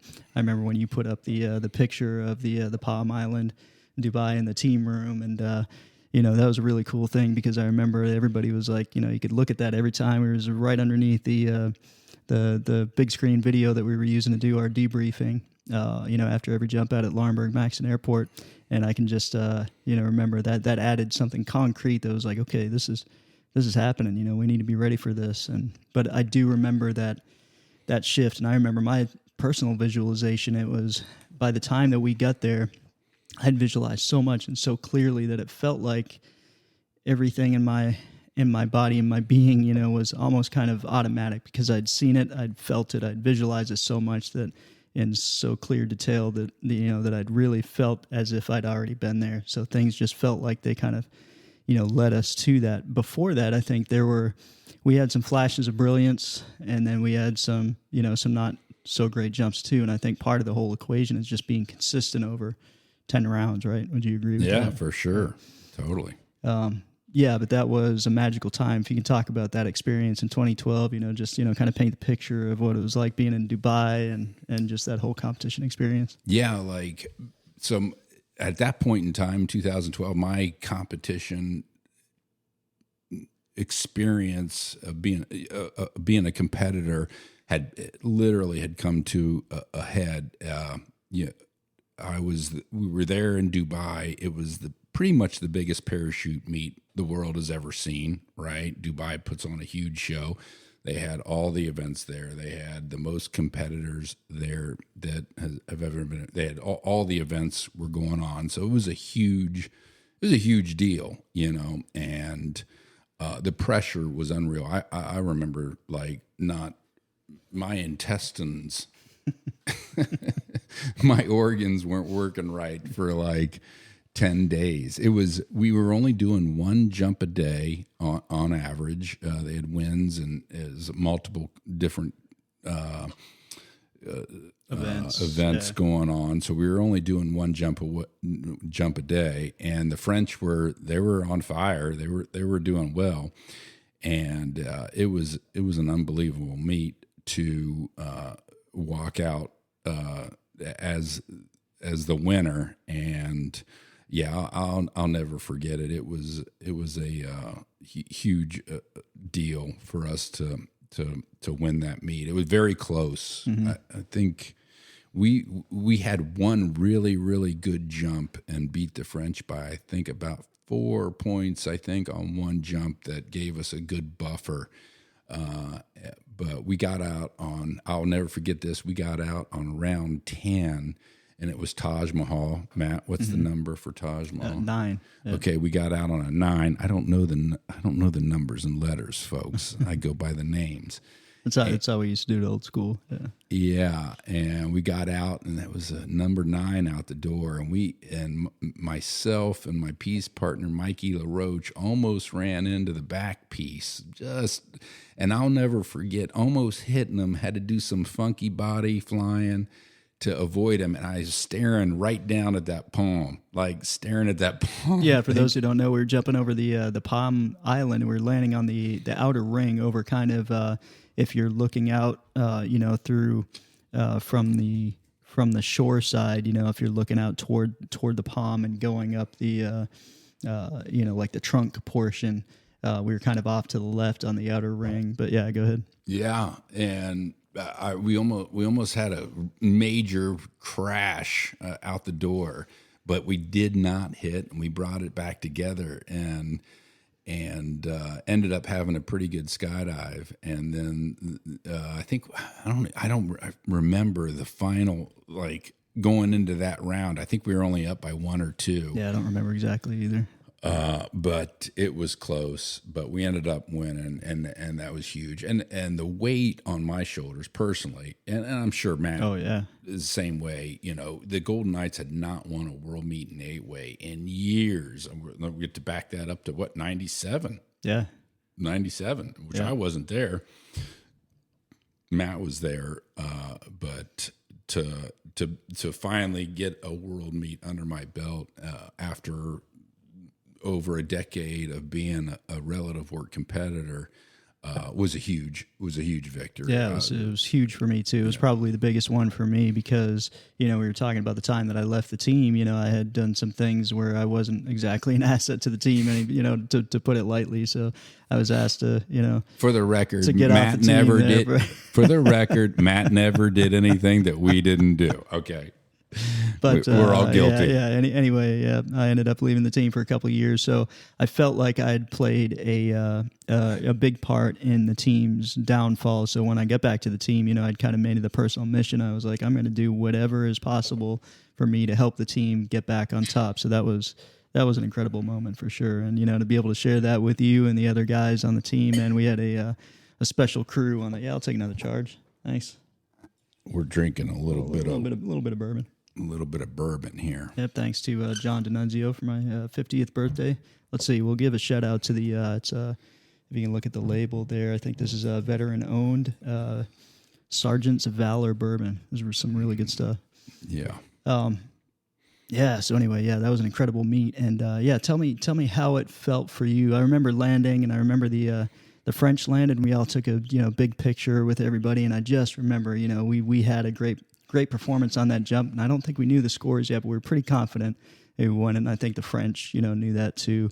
And you know, that seemed to be the vibe out there. But everybody was cool, man. It was great to take that picture, hang out, and talk a little bit. But one of the cool things about that meet is that we got to take a speedboat, you know, from the landing area all the way back to the main portion of the airport where the runway was over by Jumeirah Beach. And but it was just magical, man, you know, taking that boat ride every time, but it was especially magical on that last jump. Can you talk about that? Yeah. So the spot actually was out way over the water, like maybe a mile out. So we're over the Gulf there, and, you know, we get out, we have a good jump, we land, and, you know, we're feeling pretty good. And like Matt said, you have to take a boat ride back. And it was huge. It was huge for everybody, for sure, because that was the first world meet that we were thinking that we won, pretty much on the biggest stage at the time in skydiving in Dubai. It was the first time they had like an all events world meet. And I remember thinking, I finally arrived. It only took me 14 years. So if you're out there and you're skydiving and you're wanting to be good, trust me, you know, sometimes it's a long road and to the top. And, you know, don't sell yourself short if you're not getting there right away. Keep on trying and reworking things and figure it out, because it's there if you really want it. Yeah, and the wins are validating, you know, to your point there. But for sure, even when I look back, it's less about those victories, and it's more about the people you're with, you know, the dynamics you're with, and the experience, and it sounds cheesy, but the journey, you know, and, you know, essentially. But definitely the wins give you some validation for all of that effort that was put into it, for sure. We're going to take a quick break, and when we come back, we'll talk about some of Kurt's other things that he did while he was on the team, like tandem instruction and that kind of stuff. You got it. We'll be right back. All right, we're back. What are some notable tandems, VIPs, et cetera, like Tiger Woods, Channing Tatum, Bush family tandems, you know, that kind of stuff when you're on the tandem section that you can talk about? Yeah. So I spent a total of about 5 years back and forth from the RW team, and I did some about 5 years on the tandem team, and it's a great job as a tandem master to be on the Golden Knights and doing tandems for. Well, first of all, doing tandems is great because you're introducing parachuting, skydiving, whatever you want to call it, to somebody that's never done it before, and there's some of the best jumps you can do as a skydiver is to take somebody on a jump. I love it. I don't currently, actually, I've never actually technically had a USPA tandem rating.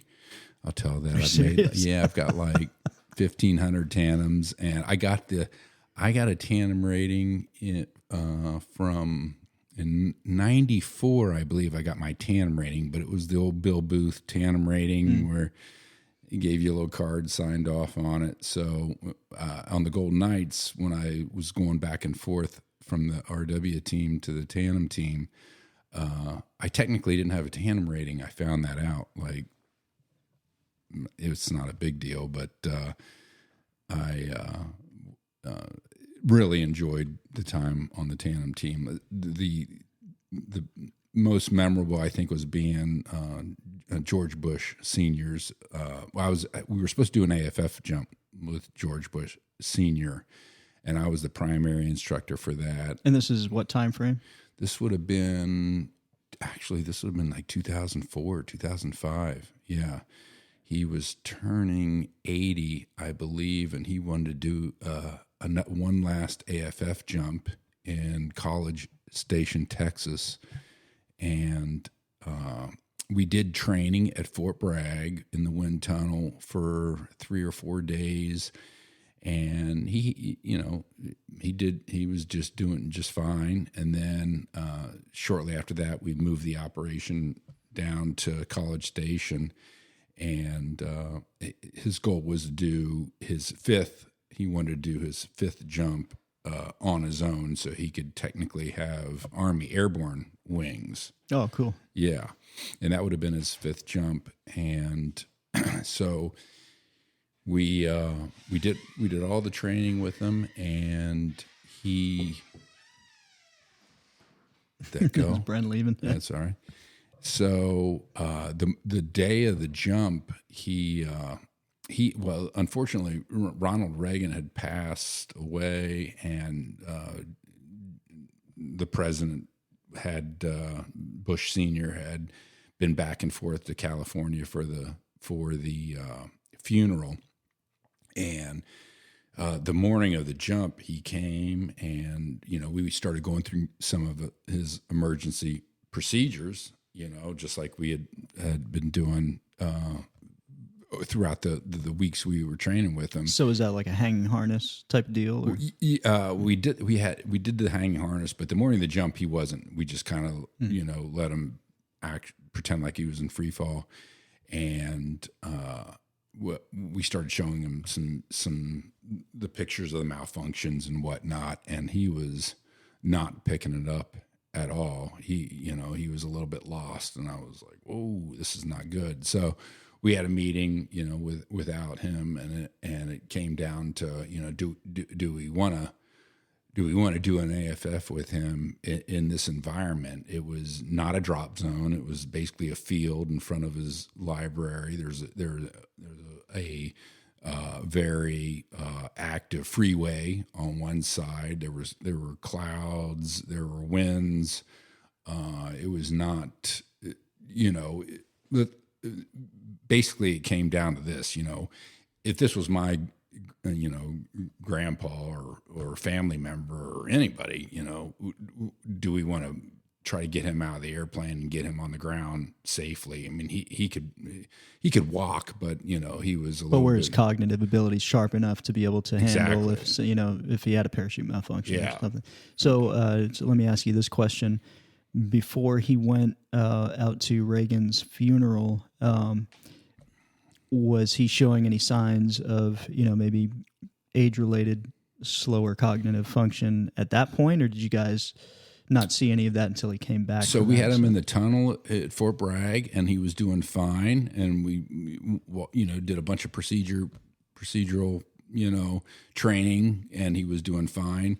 And it just kind of like all came together, at that day. I don't think the guy, he had enough sleep or whatnot, right. But he was not what I would say, ready to make a jump on his own. So there was no doubt about it that we were going to get a parachute over his head, right? We had it was myself and KB that were going to be the instructor, the AFF instructors. We had two people on them, but once the parachute came out, whether he was going to be able to get down on the ground in one piece was the real question. So. Man, I don't know how many people tell the president, no, this isn't going to happen. I bet that was a tough decision to make. It wasn't mine, but it was the commander of the parachute team. It made the ultimate decision. But right, but they're also listening since you were one of his. It's supposed to be one of his AFF instructors. I'm sure they were taking your consultation seriously. Yeah, Again, if it was my grandfather, no way am I going to let this guy get out of an airplane and try to land on his own. On his own. Yeah. So he didn't. He ended up doing a tandem with somebody else, which was cool. Did Mike take him on that one? It was Brian Schnell. Okay. Yeah. But it was great. He was hanging out with a former president and American hero, really. Yeah. It was fantastic experience talking to him. And yeah, for those younger folks that might not know about his history, look him up and look up his war, service. It's pretty incredible. Yeah. Going on about that experience, did you have anything to do? Were you shooting video on that jump when Brian took him up? Or? We actually tagged him. KB and myself tagged him on the jump. Right. And yeah, it was uneventful. He landed. He got his jump in. Unfortunately, he did not get to do it on his own, which he actually really wanted to do. I mean, it was a hard sell to get him to accept the tandem option. But also, didn't Barbara have something to say about the whole deal? Wasn't she like, man, if you guys mess this up, pretty and he gets hurt, yeah. She has a very strong personality, and being around her in the little part that I was, we did not want to let this guy get hurt for sure. Yeah. But everything went off well, and it was he did the tandem. Cool experience. It was a huge event, and he still got to jump, and he was happy about that. And I think he went on to make a couple more tandem. I think one more tandem jump, but it was a great experience just being around somebody that had the history of George Bush Sr. for sure. I'll bet. I only got to meet him briefly when he came to the team that one time for one of his jumps. He was a big supporter of the team, and he was very instrumental in helping the team to get funding for the building that the Golden Knights are now in at Fort Bragg. Nice, newer facility. But he was great. Also, if anybody's in town and want to go tour the trophy room there, you can. And he's got some things that are in there. Some the jumpsuit that he wore on some of those jumps, and his tandem gear, and like his boots and jacket and some other things. But yeah, super super cool. To be able to have met him briefly, and he's an American hero for sure. What about some other ones? I remember you talking about Channing Tatum, but you didn't know who he was at the time. Can you talk about that? Yeah, experience? So we're out in Yuma doing the tandem team does. We set up a program basically with the Hollywood folks, and we would fly our airplane into LA and pick up people that wanted to jump, and a lot of them were stars in one aspect or another. We had a long list, and Channing Tatum came out, and he happened to be like the last jumper of the day, and I remember we were sitting there like, who wants to take? He was not a star at the time at all. Like nobody knew who this guy was. He was just making his way. I think this would have been about just mid 2009, right? 2009, and somebody else took him on a jump, and it It's like, wow, he ended up being a big time star. So, That's cool. Yeah. And what about Tiger Woods? Yeah. We did, Tiger came out to Laurinburg, which is our main training area, and did a tandem. He wasn't supposed to be out there. It wasn't publicized at all. You probably have not seen anything. Most people haven't, because they, at the time, I think he was in contract deal with Nike and whatnot, and he was not allowed to do what he was doing. Oh, so it's kind of a renegade jump? Yeah, yeah. But he came out with his entourage, but we got to spend the day with him. And I will say that fuck is probably his second favorite word. Oh, yeah. It's yes or no, because the guy is totally laid back when he gets away from his entourage. He's awesome, dude. I know some people don't like Tiger Woods for this or that reason, but he's a great dude, and it was fun to hang out with him. What are some? Did you have any memorable conversations, or any highlights to that? Well, ironically, we're sitting on the airplane together, and we're climbing altitude, and we're just kind of kicking back and talking. And he had not been married yet. He had not married Ellen, his Swedish hot supermodel wife, yet. And for everybody out there, listen, I don't have a great experience with marriage. It hasn't. I've tried twice. It didn't work out either time. And I was joking about him at the time. He was making $100 million a year. He had a private jet, and I'm like, Tiger, dude, are you sure you want to get married? And he's like, yeah. I'm like, dude, I'm telling you, dude, enjoy the ride, bro. You making $100 million a year, and you got a private jet. You're the most popular guy in the world. And so essentially, you're telling him, don't do it. I told him not to get married. And he's like, oh, well, she's gorgeous, this and that. And I was like, yeah, okay, all right, whatever. And sure enough, well, it didn't work out great, but I'm not pointing any fingers at Tiger, but he's an awesome dude. Yeah, I'd be happy to make another jump or just have some drinks with him for sure. Yeah, that's cool. Any other notables that you can think of? Rob, didn't you take Robin Meade on a tandem? Yeah, we did another jump with President Bush in I forget what year. We did another jump with him at the in Kennebunkport, Maine, which ironically it was the hardest tandem jump I've ever done by far. It was a tight area, right? Yeah, it was right at the church, and there were no basically. Originally, we had said, okay, if we can't do a practice jump on this jump, we're not going to do the jump. Right, practice jump with him or without him? No, without him. Okay, like just to make sure the landing area was feasible. And everything. Because the spot was maybe a mile or two out over the Atlantic, and the winds were coming from off the shore, and the weather was not great, and we did. The command's vision was, if we don't do a practice jump, we're not going to do a jump. We're just going to shut this thing down. So we didn't do a practice jump. So then the next day, the weather started clearing a little bit, and I was jumping with Robin Meade, and Mike Elliott was jumping with the president, and we decided, we woke up that day, and the weather did not look good, and they decided we're going to do the jump anyway, even though we didn't do the practice jump. So we went out, we got on the airplane and circling, looking for weather in terms of it for it to clear up. And we had a tight window to jump. They had literally 50 cameras from every news organization out there. On the ground or in helicopters? On the ground, yeah.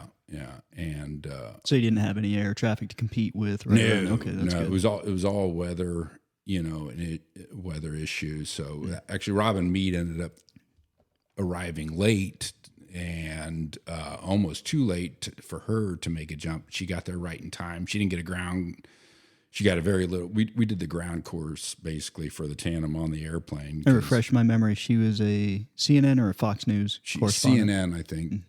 I think CNN, yeah. And so I was first out, and Ike, the sergeant major of the team, was spotting. And I was looking out the window. I was like, man, we're out over the ocean, bro, you know, and there are no outs, right? There's only one shot. There is only one direction you're going to hit, because the shoreline is all rocks, right? And then there is a little bit of stretch of grass there. Going swimming in those cold waters probably wouldn't be they had boats out, and but you know, we don't want to land in the goddamn water, you know, so. We end up, we're at 13,000 feet, and literally in the last 30 seconds, that cloud bank cleared, and they're like, we're going, you know, hot target, let's get in the door. Eric Heinzheimer's doing video, and I trusted Ike on the spot. I'm like, all right, man, you got, you know, get this spot right, and he nailed it, and we got out, and it was as a tandem master, you know, getting disconnected at the right time when you're landing the parachute. It looks cool. You don't have to do it standing up. You know, you usually slide. Elaborate what you're talking about, because people might not understand what when as far as disconnecting. So, you know, as a tandem master, you there's 4 points of attachment. You know, under canopy, you detach the 2 points that are about the hip area, and then they're hanging by the 2 upper points, and to disconnect, sometimes you know, you've got to do something funky, or you land sliding, and I happen to have my best tandem landing. And this was with Robin? Yeah, with Robin Mead in front of like 50K. It was like a world meet jump, to be honest with you. I was like stressed out. I was like, oh man. Jeez. Yeah, and we landed perfectly, and I disconnected her, and literally she just walked away from the parachute. You know, I got it just right, which I normally never did, right? Like I'd slide in, or, hey, hold on a second, stand there, and I'll disconnect you. All right, but it was just a seamless transition. It looked great. Yeah, that's cool. I looked a lot better than I normally do it on that particular jump in front of cameras. So I got. And was she? I don't remember like the footage. So was she? Was she going straight into an interview from there? Yeah, she walked. Yeah, so that was that must have been a cool like entrance / transition to that interview. It couldn't have been any better. That spot. And like I said, I just got lucky. That's awesome. That's really cool. Yeah.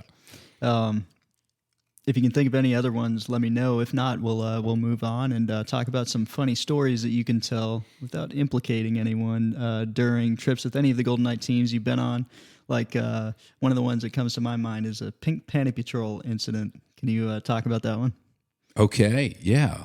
Pink Panty Patrol. And I think that, I don't know where they came from. New York, maybe? I think so. The I ranch? don't remember, yeah. They were... all-female four-way team, right? I think, yeah. That whatever the Pink Panty Patrol was, you had to wear a pair of pink panties on a jump. They're like granny panties, right? Well, no panties. They were regular ones? Yeah, like you know, G-string was acceptable. Totally. Yeah, whatever pink panties you had. So, you know. I thought they had some special ones made, though, with like a... No, they didn't? Okay. I don't think so. Okay, go ahead. I'll let you tell the story then. Well, this would have been our, I think, a 4-way jump in Sebastian. Yeah, and I was convinced to wear a pair of pink panties on the outside of my Golden Knight and do round. Now, convinced, was this volunteer or was this... no, they were like, hey, you got to do this. And I was like, okay, I'll do it, you know.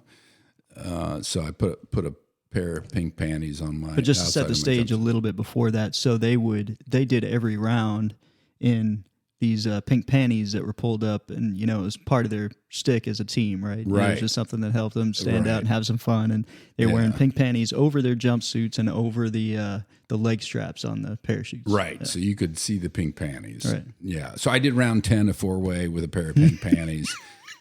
And I got back to Fort Bragg, and they're like, yeah, Isenbarger, you got to go see the Sergeant Major. And I was like, for what? And they're like, just go in there. So I walked in, parade rest in front of the Sergeant Major. And he's like, all right, what the hell are you doing? I'm like, what do you mean, Sergeant Major? And he was like, why are you wearing pink panties on the outside of your GoldenEye jumpsuit? And I was like, well, I was just like, hey, this is...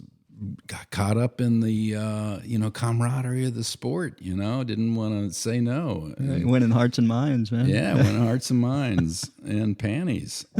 Yeah. So I got yelled at a little bit for the pink panties, but it worked out all right. I kept my job. Yeah. Yeah, I remember you going in there. You've got a unique sense of humor, and I think it's helped you. Like, it was almost maddening to me while we were on the team, because you would, whenever we got into any kind of trouble, you would always, be like water off a duck's back for you, because you kind of use humor to deflect. Is that something that's always been part of your operating procedure since you were young, or is that something that you developed? Well, yeah. I mean, you can't take life too seriously. You just kind of gotta go with what feels comfortable and right around the people you're with. And humor is important. You got to kind of laugh it off. You can't take anything too seriously. Even in this sport, you take it seriously, but at the same time, it's like, in the big scope of things during my job, I took it very seriously, right? As a Golden Knight doing this job, and for a lot of years, I wanted to do things right and make a good impression. But at the same time, you got to have a little bit of fun. Yeah, for sure. As Chris Talbert used to say, we're not solving world hunger here. Right. We're not curing cancer. We're skydiving for a living. You know what I mean? So yeah, I mean that's a good approach to be. Just to have a sense of humor about things. But at the same time, you have a great job, right? For sure. You have a job that some people don't want to have anything to do with. There's a lot of people that I met in the Army, that some serious dudes that don't want to have anything to do with jumping. They jump because they have to. Yeah, it's a means to an end. It's a tactical insertion to get those guys to the office. Yeah. Right.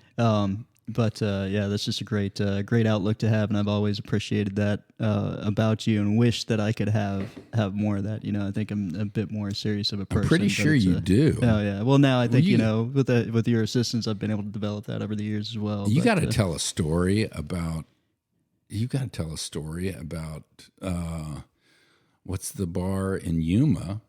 Oh yeah. So I never thought I'd be talking about this publicly, but yeah, there was a time where we get a little over inebriated, and I was drunk. So I was drunk, and I was sitting next to the dance floor, and I think we had somebody cooked some out at Yuma. It was pretty cool. We were living in the barracks out there, but Yuma, I think John Hoover used to call it pirate ship, because we're out in the middle of the desert, Yuma proving grounds. And, you got to travel some distance to get to the town of Yuma and to get some restaurants and that kind of stuff. So anyway, we made some, somebody was making some, we'd all kind of get together and hang out at the barracks and, go out back behind the barracks where we could, grill outside and that kind of stuff. So somebody's making some Mexican stuff, some rice, and, ate a bunch of rice. And this is back in my, trying to get big kind of bodybuilding wannabe days. And, so I just crammed a bunch of that down, and then, the drinks were on top of that. We ended up going to Johnny's, right? Was it Johnny's? And, it was right next to the dance floor. I remember not feeling so hot, like I'm up against this stool, and that's to put it lightly. So I'm kind of swaying, and I'm like, trying to fight off the urge to vomit, but I'm like, man, I got this, and whatever, weird kind of mental state that I was in at the time. Let me take over from here. So Matt is on the dance floor of this place called Johnny's, which is the main spot in Yuma, right? The main spot in Yuma. There's 100 people out there dancing. And I'm looking over at Matt, and we're all having fun dancing, and Matt just launches this belly full of half-chewed chicken and rice in this projectile vomit of. Oh man, I can't believe we're talking about this. Oh, we have to. Onto the dance floor, and some people saw it, some people didn't. So people were dancing in this puke, and we're like, Matt, dude, we need to take care of you. We got to get you out of here, bro. Yeah, hauled me out of there and put me in the van, thank goodness. But yeah, I just remember I was like, oh no, it's coming out, man. And then it launches, and I remember Paul, like mid-launch, he's like, a couple inches away from it with his face, and he's looking at me. He was like, dang, Matt, did you eat rice? Yeah, you could like, see hey, it. Think, oh yeah, it was all over the dance floor, splashing on. I remember guys like shoes as they were dancing. And it was, oh yeah. If I was not so inebriated at the time, I would have been really horrified. But I think I was so numb that I didn't experience those emotions fully. Thank goodness until after the fact, I felt pretty bad about it. But we still give them a hard time. Yeah. So we still laugh about it, I should say. Yeah, some great times, and that was probably not the worst of it. But we'll leave that. We'll leave that for another time. What has been your biggest accomplishment in skydiving? Wow. Just really being a part of the Golden Knights and being accepted over the years. I was on the team for over 20 years and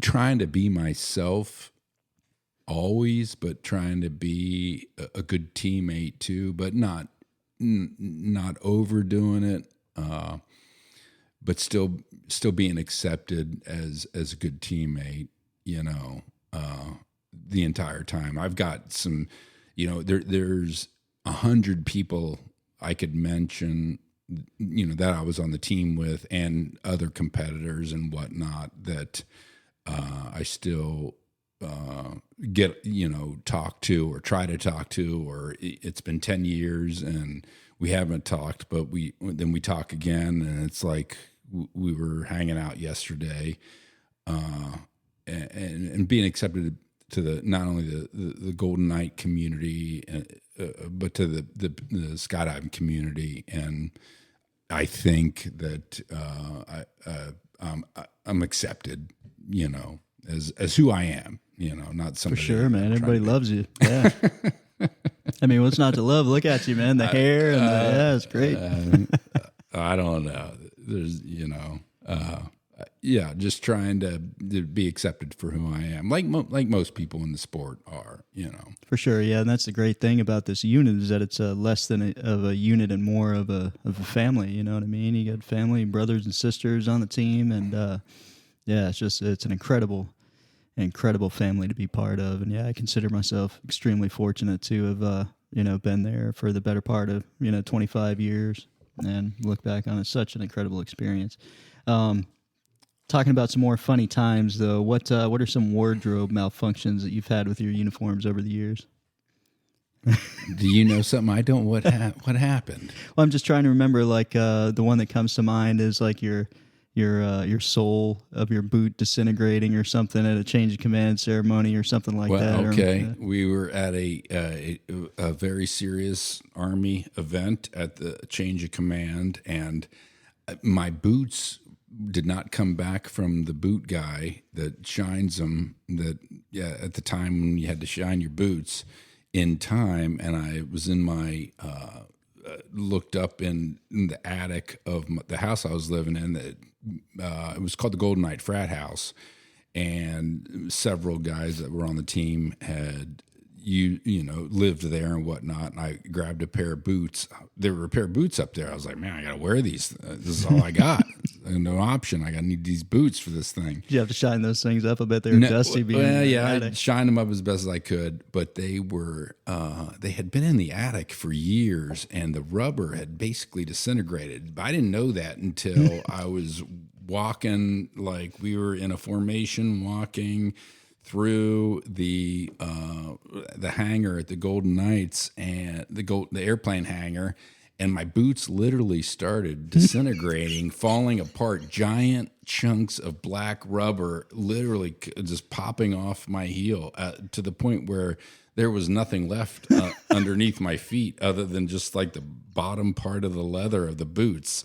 And I left a trail of black rubber walking across. I'm not, it was funny for sure. And it wasn't there another time we were on a trip somewhere else internationally? It was in Brazil, maybe somewhere. You had a beret, and it must have been one of your older berets or something. Didn't it rip in half, something like that? Yeah, I was trying to stretch it out and get it on my head, and it ripped, and it turned out, like Matt said, a wardrobe malfunction. Didn't look so good, but I passed. Oh, it's funny. For some reason, maybe it was just the two of those things, but it seemed like you had a few of those. I'm thinking of maybe Eric Heinsheimer too, which is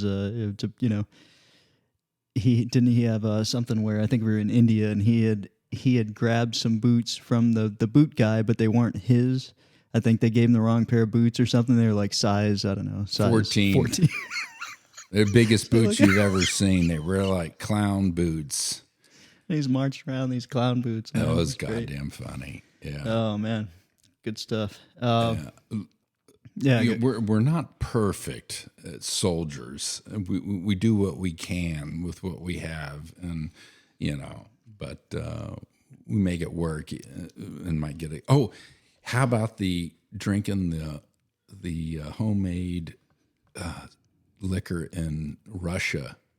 Oh, yeah. Tell that story. That's a great story. Well, I think you actually could tell that story. Okay, yeah. Well, we were, then you can interject, when anything, any time. But it was for the opening ceremonies in Ryazan, Russia. And we had, it's all the formalities, we're in Class B military uniform, which is like at the time, it was the greens and, we're in the short sleeve shirts, the beret, and, we thought we were looking cool, sunglasses, everything, you get your ribbons and medals on your chest, and so we're there for the opening ceremonies, and the Russians put on a great demonstration. Like they put on a full combatives demonstration. They had like flaming 2x6s that they're smacking each other over the heads with, and it was like full contact stuff, man. It was pretty incredible. But Ryazan is like the military capital in Russia, and it's like Fort Bragg for the Russia.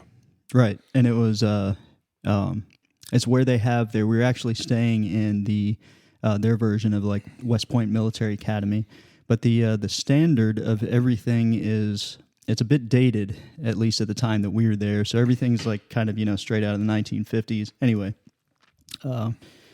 we had just finished the opening ceremonies where we were all marching around. They introduce all the countries, and each country is there in their full military dress. This is for the World Military Championships in 2006, I believe.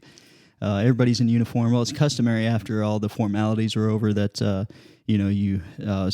of the other countries want to trade ribbons, medals, that kind of stuff. But usually that happens at the after the closing ceremony. So. I remember some Russians asking, they were like, "Oh, hey, can we trade this stuff?" I was like, "Catch me after the closing ceremonies." But at the time, somehow, a few of us got mixed up in the fray, and all these Russian soldiers brought us down into the basement of their barracks, and it was just a few of us. And I remember being super worried because we were kind of cut off from the rest of the group. We didn't have any communications with the rest of the group.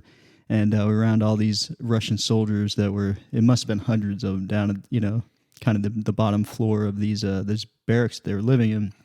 And they brought out this liquid, and it was in this like, I don't know how many gallon, kind of jug that they had, but they poured it out into this porcelain cup. And I remember they had one for each of us, and it was this fluorescent green looking antifreeze looking stuff. And I was like, oh my gosh, what are we drinking here? This is bad news, man. They're all looking for us. They're speaking in Russian, doing some kind of toast. They all seem excited, friendly, but it was still a little unnerving to be down there, just a few of us outnumbered. And I was like, man, I'm going to wait. So he's doing this toast. I didn't know what he was saying. And then I was watching this Russian guy who's doing the toast, and I was like, I'm going to wait for him to put this stuff up to his lips. So he put it up to his lips. He took a drink, and I remember taking a drink too. Didn't drink that much of it, but I was well buzzed for like 4 hours after that, whatever that stuff was. It was pretty good. But yeah, after that, fortunately, we didn't have any jumping activities or anything like that the rest of the day. But yeah, that was a good call. Was that the story that you were thinking about? Yeah. It was. We were drinking what looked like some type of antifreeze, basically homemade Russian liquor. Yeah, don't do that, folks. If you get invited to Russia, don't drink the green stuff. It's not good for you. It was actually pretty good. Yeah, it probably wasn't good for you, but it's actually pretty good. Yeah, that whole trip with Larry having to get his appendix taken out, and being in that Russian hospital. We went to this Russian hospital. What happened with Larry? Larry Miller, our camera guy, was the camera guy can go and have a little bit of fun. They don't have to worry about doing RW. They just got to jump out and keep the formations in frame. Well, this guy, Larry, is a good guy, and he went out one night before jumping, and we're out there at the drop zone. We come out the next morning, and Larry's not looking so good. He's pale. Yeah, pale and not looking so good. So I'm like, Larry, what have you been up to? And he's like, nothing. I was like, were you out last night partying? He's like, no, I wasn't. So he ends up going to the medical tent, laying down on this thing, and he turns from, fairly flesh tone to literally white greenish. He's not looking good, and he's not feeling good. And I'm like, Larry, God damn it, you were up drinking last night. You were out there partying. I was like, I'm pissed, and we're all giving him a hard time about partying too hard. But he was swearing up and down that it wasn't that. Yeah. So the Russian doctors come in, and for a couple of minutes, they're taking some vital signs of him and feeling around on him, and we're there with him. We're like, what's up? And the Russians look at us, and they're like, this man is going to die. And we're like, what? And they're like, yes, we need to get him to the hospital. He's going to die. And it was no joke. His appendix ruptured, and he was going, what's that? Septic? Septic, yeah. And they literally rushed him to the hospital. And we actually tried to get a medevac for him out with a satellite phone. We called, and we're like, we got to get him out of here. And they're like, can we get him to Germany to get his appendix out? And they're like, he doesn't have time. We got to do it right now. So they took him into the Russian hospital, which was, if you can imagine, an American hospital back in the 1950s. That's what this place looked like. The steel gurneys and the glass IV bottles, and it looked like a museum. It was crazy. Yep, and I remember too their conflict with Chechnya was going on strong, and they had a bunch of Russian soldiers that had come back, and these poor dudes were packed into these long, narrow rooms, and these, kind of not so great looking conditions, guys coming back from war being treated for whatever. And man, they just look like zombies. You remember that? Oh yeah. Yeah. It was a mess. But they ended up treating Larry great. They freaking jabbed a giant needle of ketamine in him, knocked his ass out, sliced him open, and took his appendix out there in Russia. And then didn't he have was it the general's daughter that was to maintain and watch over him at all times because the Russians didn't want any international incident going? They treated him great. And he made it home. We took him straight to the hospital basically when we landed on U.S. terra firma, and they were like, man, they did a pretty good job, other than slicing them open. In the States they do it a little bit differently, but they got his appendix out and saved his life basically. Yeah, that was incredible. I remember the commander, I think he was a general, the guy that was in charge of the hospital, invited. I remember driving over there. I think that maybe it was the next morning. We had some jumps to do, but it was low overcast. So on the weather hold, we went over there to check on Larry. And I remember at first BK was the one who went in. Then we went in to check him out. But then I remember going up and having some drinks at behest of that general. We were like, hey man, we got to get back. I don't think we should be doing this because we got to get back and jump just in case the weather clears. And then he was like, no, you're gonna have some drinks with us. So then you don't say no, and you have a couple shots of vodka with the guy. You don't tell a Russian general no when you're in Russia. You just drink the vodka and shut up. That's true, but what an incredible experience, man. I remember the opening ceremonies there. I remember a part of the opening ceremony, we were walking through the streets of Ryazan, and it was really cool. We had these old Russian women in like their traditional, garb, and they were just coming up, and I guess they hadn't seen any Americans there in quite some time, but maybe since World War II or something like that at that point, but I remember it was a big deal. And I remember at that point, too, you went over and tried to tell the North Koreans had a team that were there. You talk about that story about going up and trying to. So it's not too many people that have the experience to hang out with North Koreans, right? As limited exposure there. They don't technically like Americans all that much, but I tried to get some photos with them. They were like, ain't happening. But the barracks we were staying in, we were actually waking up in the morning and we were showering with North Koreans and yeah, we were on the same floors, hanging out. They were dragging 5-gallon buckets of kimchi around. Yeah, because it was their New Year around that time. So I remember them. And we were showering with the North Koreans soldiers, which they actually liked us, but they couldn't say that publicly because they had handlers and whatnot. Yeah, well, I remember you going over and trying to, it was during the opening ceremonies, you went over when we were just all standing around in between the official, type of events, and you went over and tried to talk to them, but I think the handler chased you off, right? He was like, no, it's not happening. Well, the only time that we didn't see the handler was in the bathrooms, and I think at first it's kind of odd because we're in these open bay bathrooms and we've got all kinds of different nationalities that are in there. So you see everybody's,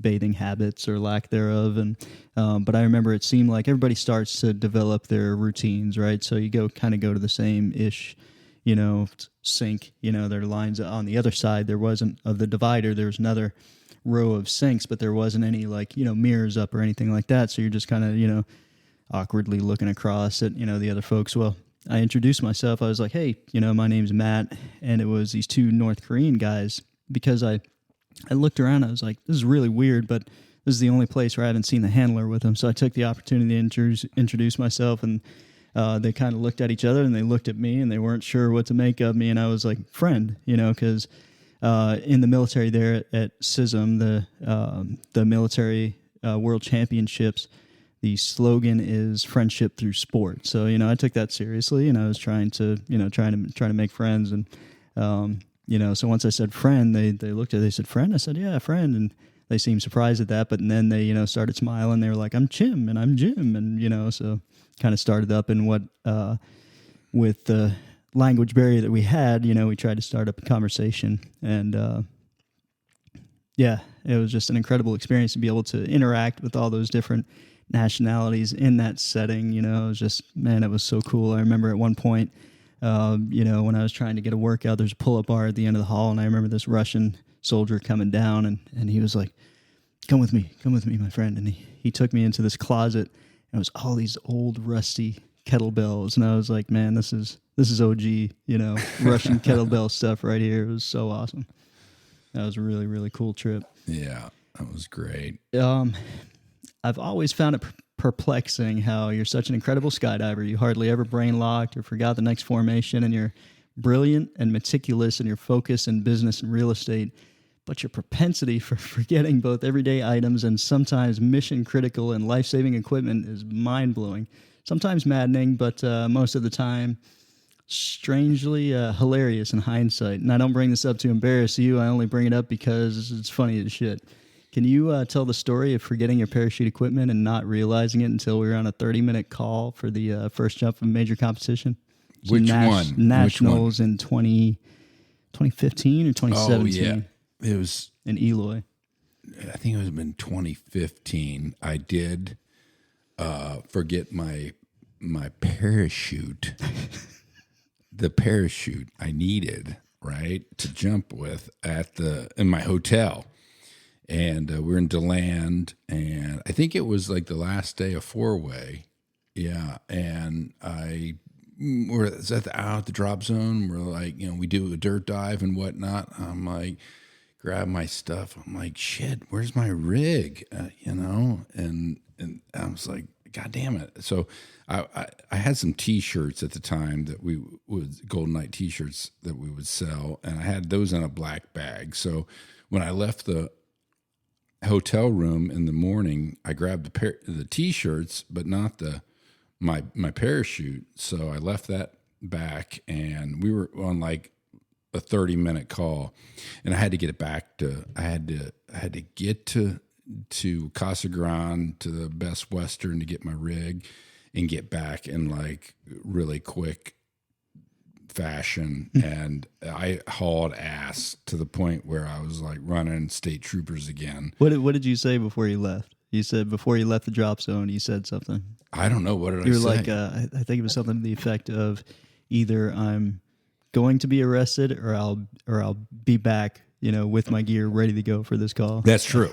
Yeah. Yeah, I was either going to be in jail for speeding or on round one or round whatever. Yeah, yeah. Maybe it was round one. I think it was round one. Yeah, because tensions were high. Like I remember, some people not being. Yeah, I did. Too I was happy, literally hauling ass back to Casa Grande from Eloy, and I took a couple wrong turns. I couldn't believe it. I was like, and I've done that route a million times, and I was thought I was going to go faster one way, and I was going well over the speed limit to get my parachute and get back to be on round one. Yeah. But you made it back, and from what I can remember, it was a good jump. And yeah, it was a good jump. Yeah. Man, what are some other? Oh, there's one time where I think we were on the bus, and we were heading out to some international competition. We were going to be going out of Charlotte, but we were on the big, Golden Knight Swift bus, and I think I think Derek Coleman was driving, and we were all on the bus, ready to go on this trip, and you were like, dude, I forgot my jumpsuit. And at first, that's right.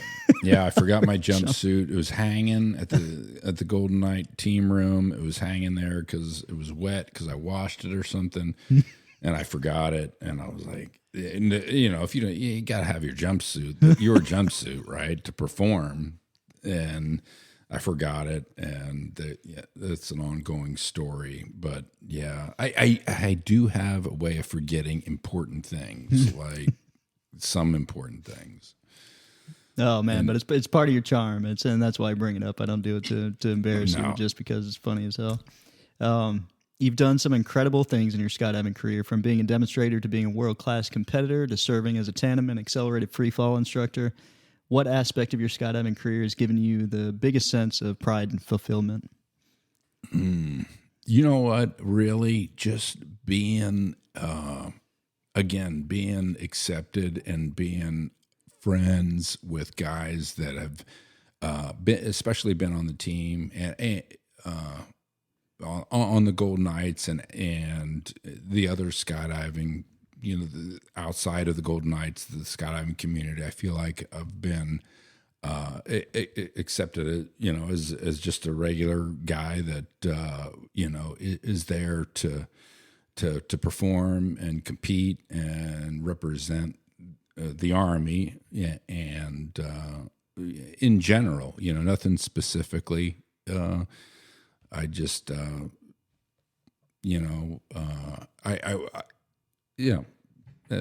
that's it, really. It is, man. It is such a privilege to have been a part of that team, that organization, that family. There's nothing like it. And in being a part of that, fortunately, in 2009 and 2010, we got the opportunity to deploy to Iraq together for a few months. We were separated into different duty assignments once we got into country. Can you describe what the experience was like over there for you? So we got divided up, and I was with Eric Heinzheimer, and we were helping to facilitate some training with the 10th Special Forces Group, and got to work with them and be part of them. And it was, comical in a way because, that wasn't our main gig in the Army. And we tried to do everything we could to fit in with the regular Army and do what they were doing. And, we we weren't perfect at it, but we ended up making it work out all right. Yeah.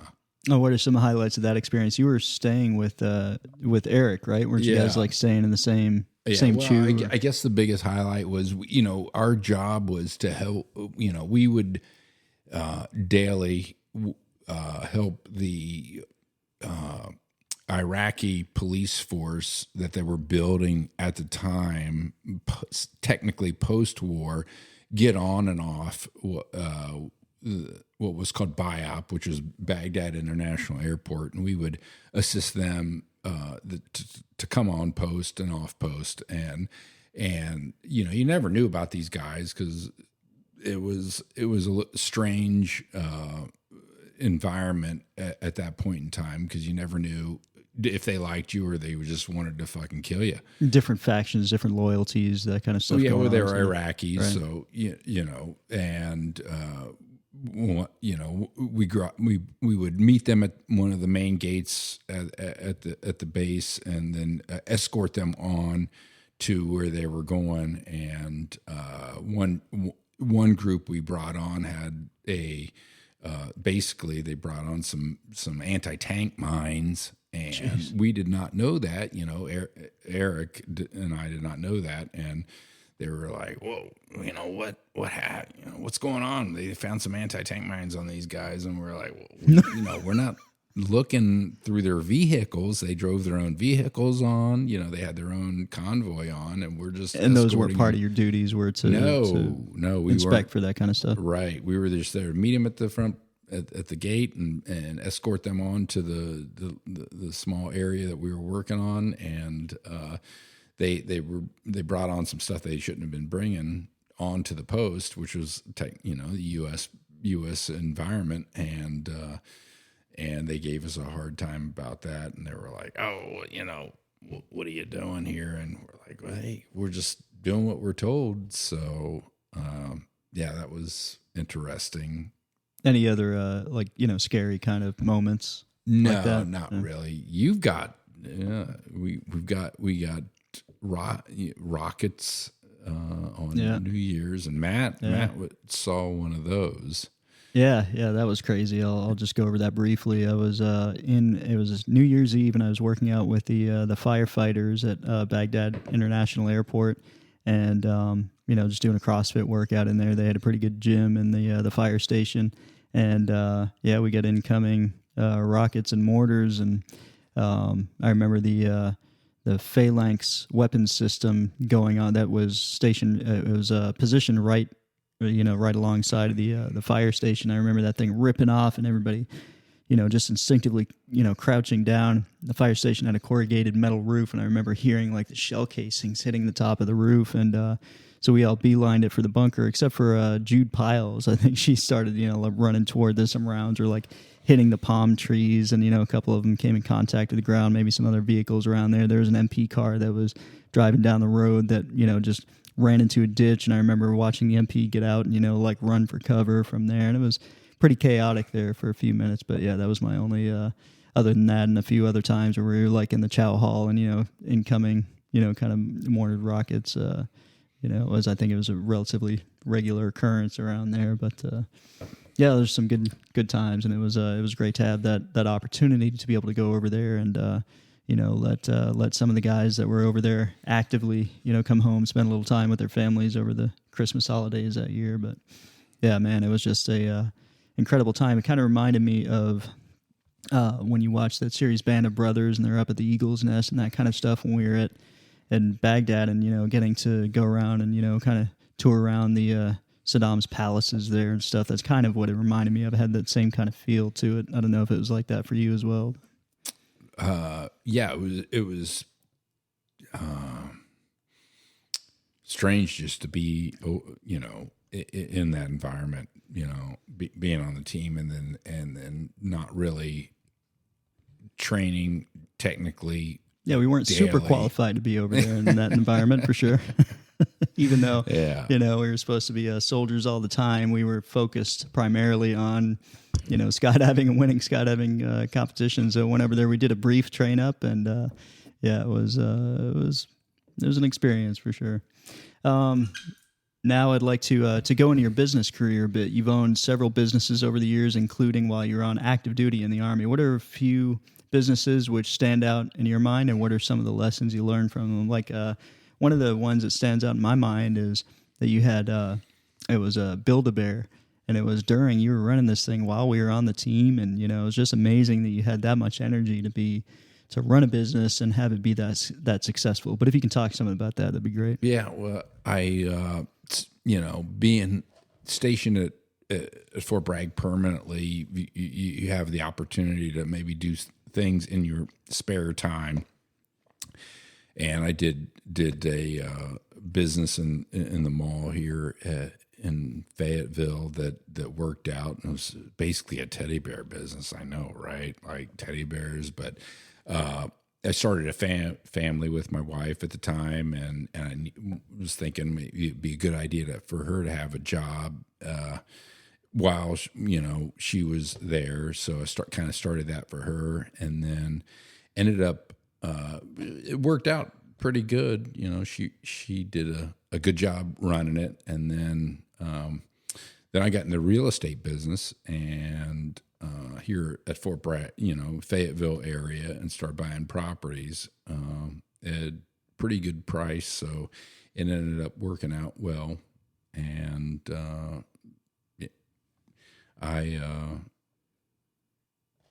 hopefully continue to keep it going. The real estate business.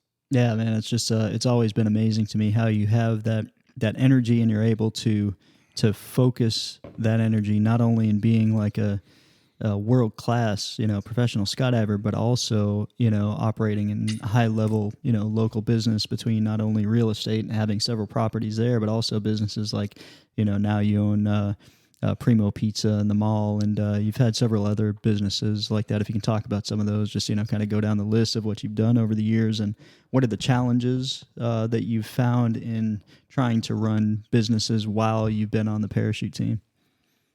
Well, so the real estate business came about, I got divorced in 2010 and found myself, the priority was always jumping and being a part of the Golden Knights and excelling.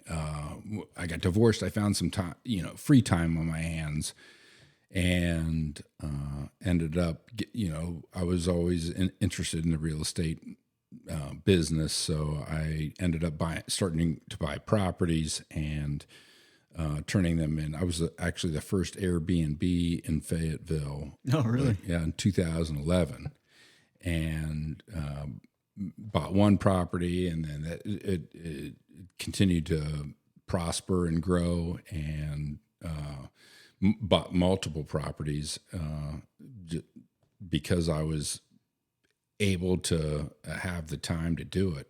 But it was always difficult to find the time to do it, but I instead of during that time being divorced and having time on my hands, with kids and juggling kids and whatnot, I was able to start a little bit of real estate business on the side. So that's really cool. Why are you so passionate about being a business owner? What drives you in that pursuit?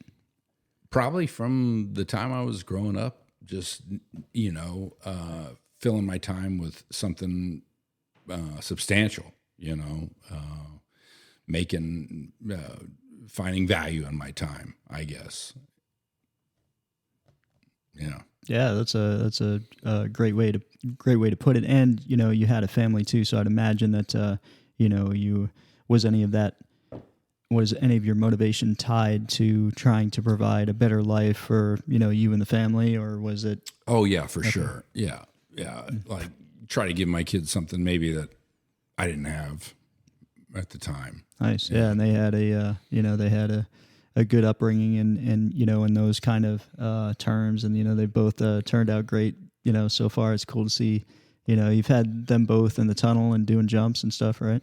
Yeah. They both tunnel fanatics, and they both made jumps. And ironically, I'm like, my son, he's 21 now. He's made 2 tandems, and he's like, "Hey, Dad, I want to learn how to jump," and I'm scared to death of letting them go out, and I'm scared about it. Thinking of what my parents went through, they probably weren't even thinking about me jumping, but I'm like, shit, if I let my son start learning how to jump, there's a million things that can kill you in the sport. And, I worry a little bit about it, but I'm like, if you want to do it, go for it. Yeah. I feel the same way about Lauren. Like, she's expressed some interest too. And she's, when I've gotten her in the tunnel, she's doing great. And, but I worry about that too, for sure. I remember my dad taking me out to, I mentioned this in the podcast before, but yeah, taking me out when I first started jumping out at Rayford.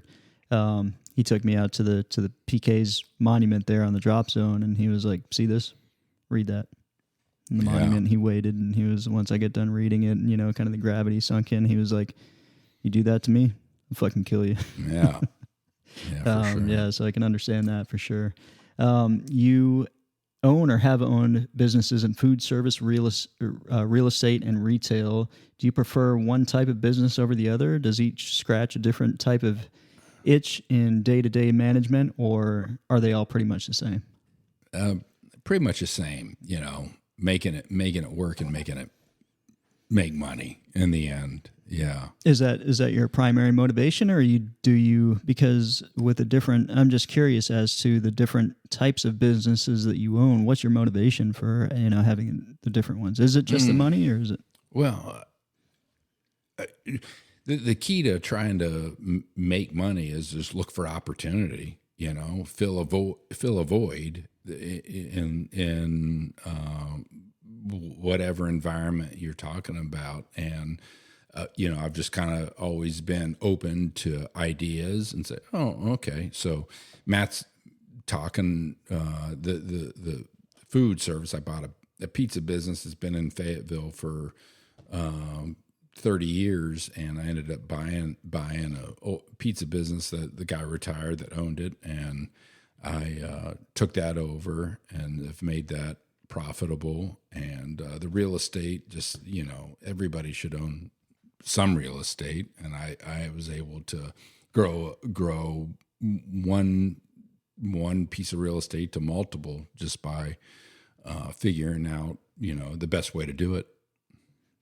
I remember Primo Pizza, from the time that I got here in Cross Creek Mall in Fayetteville. So if you're out there listening, you're ever in Fayetteville, go by Cross Creek Mall to Primo Pizza, and it's the best pizza in town, folks. Best pizza in town, as Kurt would say. And we just had Hell Week that at Paraclete XP Skyventure Wind Tunnel all last week, and then it culminated with the Indoor Nationals, and you provided a bunch of pizza for that, right? Yeah, any major event at the tunnel, I'd try to hook the tunnel up with some pizzas, fresh pizza. Yeah, fresh pizza, folks, and it's great because not only are we getting this awesome pizza, but we get to see you, and they're saying hi to everybody at the competition, and bringing the positive vibes. It's great. When making the decision to buy or start a business, how much emphasis do you put on market research as opposed to your gut feeling prior to pulling the trigger? Like, I guess I'm asking, is your final decision based primarily on passion or positivity, or is it mostly numbers based? Numbers based. Yeah, always. It's got to be profitable. Yeah. Okay. In the end, it's gotta create some profit. And you do all the market research.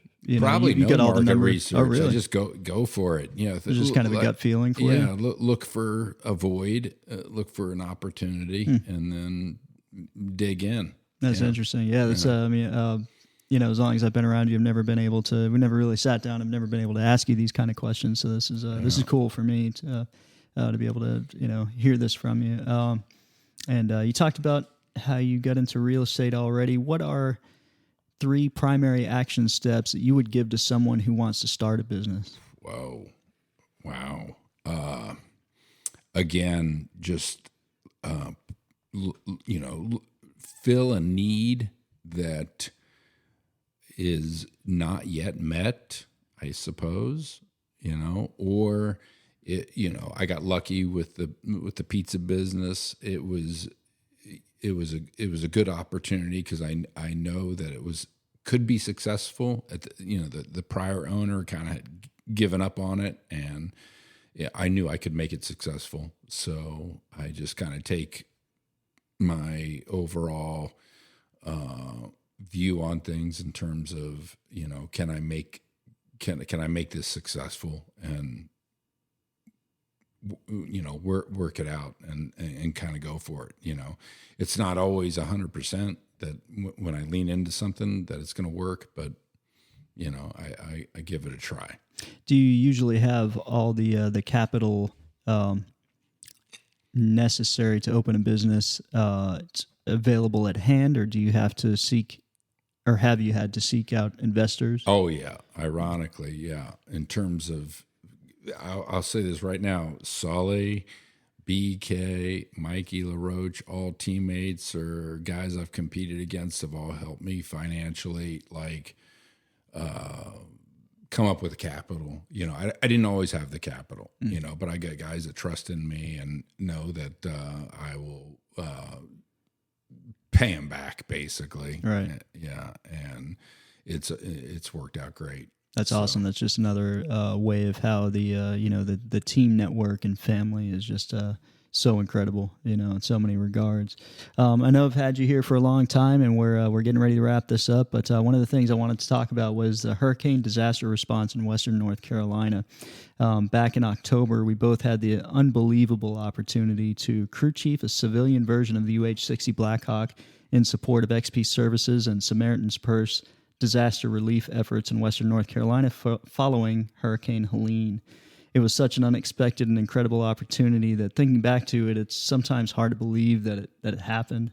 Can you share the story from your perspective about the experience with us, starting with your attempts to help as an individual prior to getting the call from our friend and former teammate, Kerry Mills? Yeah. So ironically, the hurricane was terrible. People were in desperate need of everything. And the World Meet was going on in North Carolina at the time, and I was really wanting to go down there and cheer and be part of that. But at the same time, I decided, I was like, you know what? I'm gonna fill up my truck with some beer and some drinks and some whatnot. I literally filled up the back of my pickup truck with stuff and ran it, made a run to Western North Carolina to just be part of the program and be part of helping out. And as I was on my way, I was making some calls, and I called Kerry Mills, who I was on the team with, and ironically, he was like, "You won't believe this. I'm getting ready to bring a Blackhawk over and help out with the program."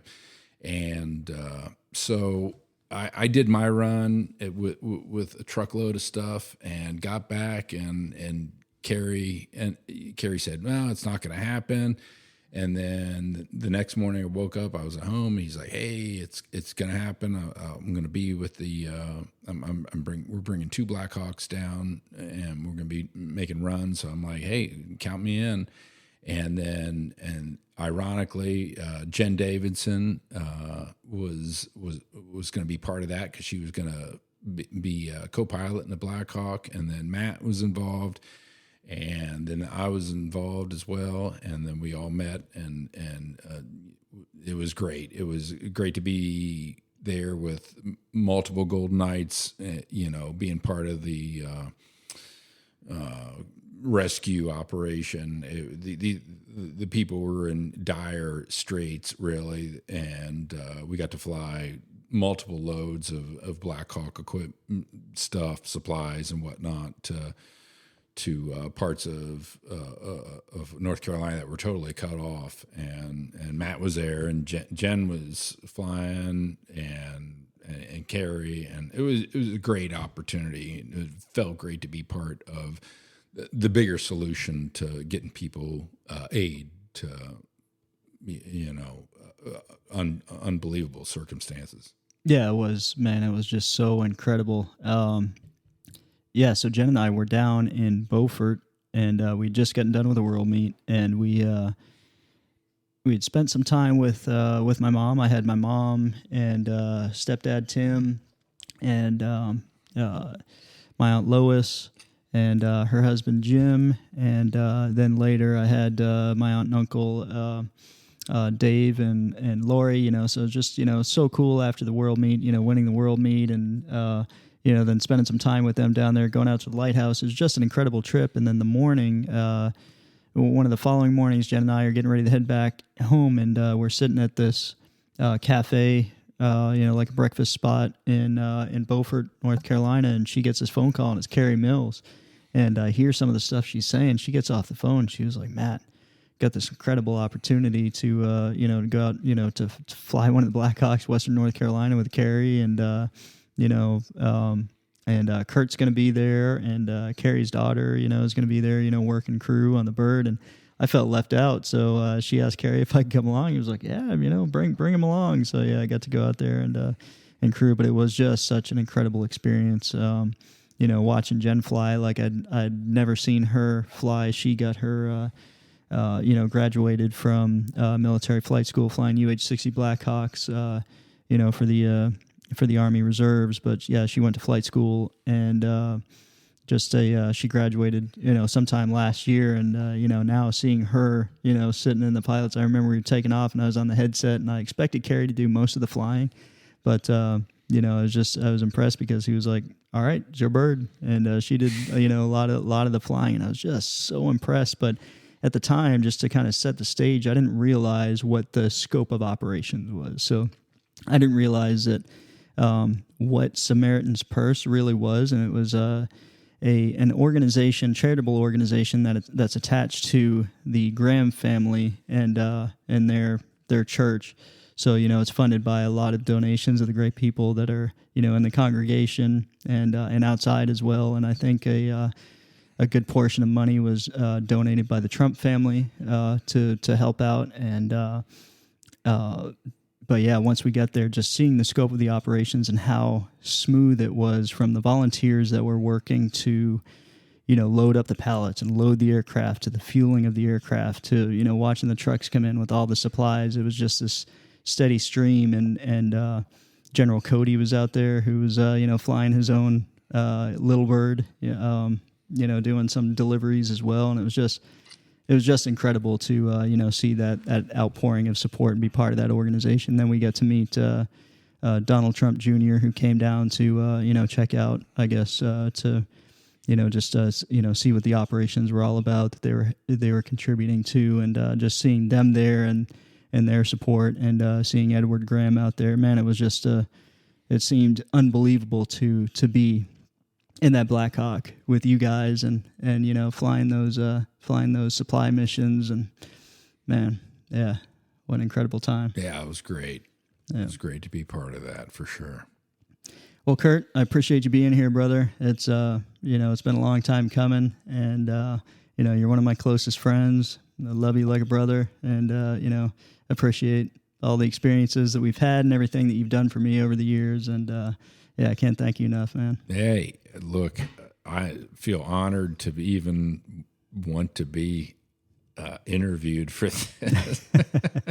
Well, you're a great champion, and you're one of the guys that I looked up to as far as your, for all the funny stuff that we talked about. Ultimately, and at your core, you were a true professional. When it came down to doing the job, there was nobody that did it quite like you. Like your key speed with stuff, your how you would visualize so much that you hardly ever brain locked. Like your dedication was unmatched, and you definitely set the standard there. And so yeah, if anybody deserves to be on this podcast, it's you, man. Well, thanks. I appreciate that. All right, brother. Yeah.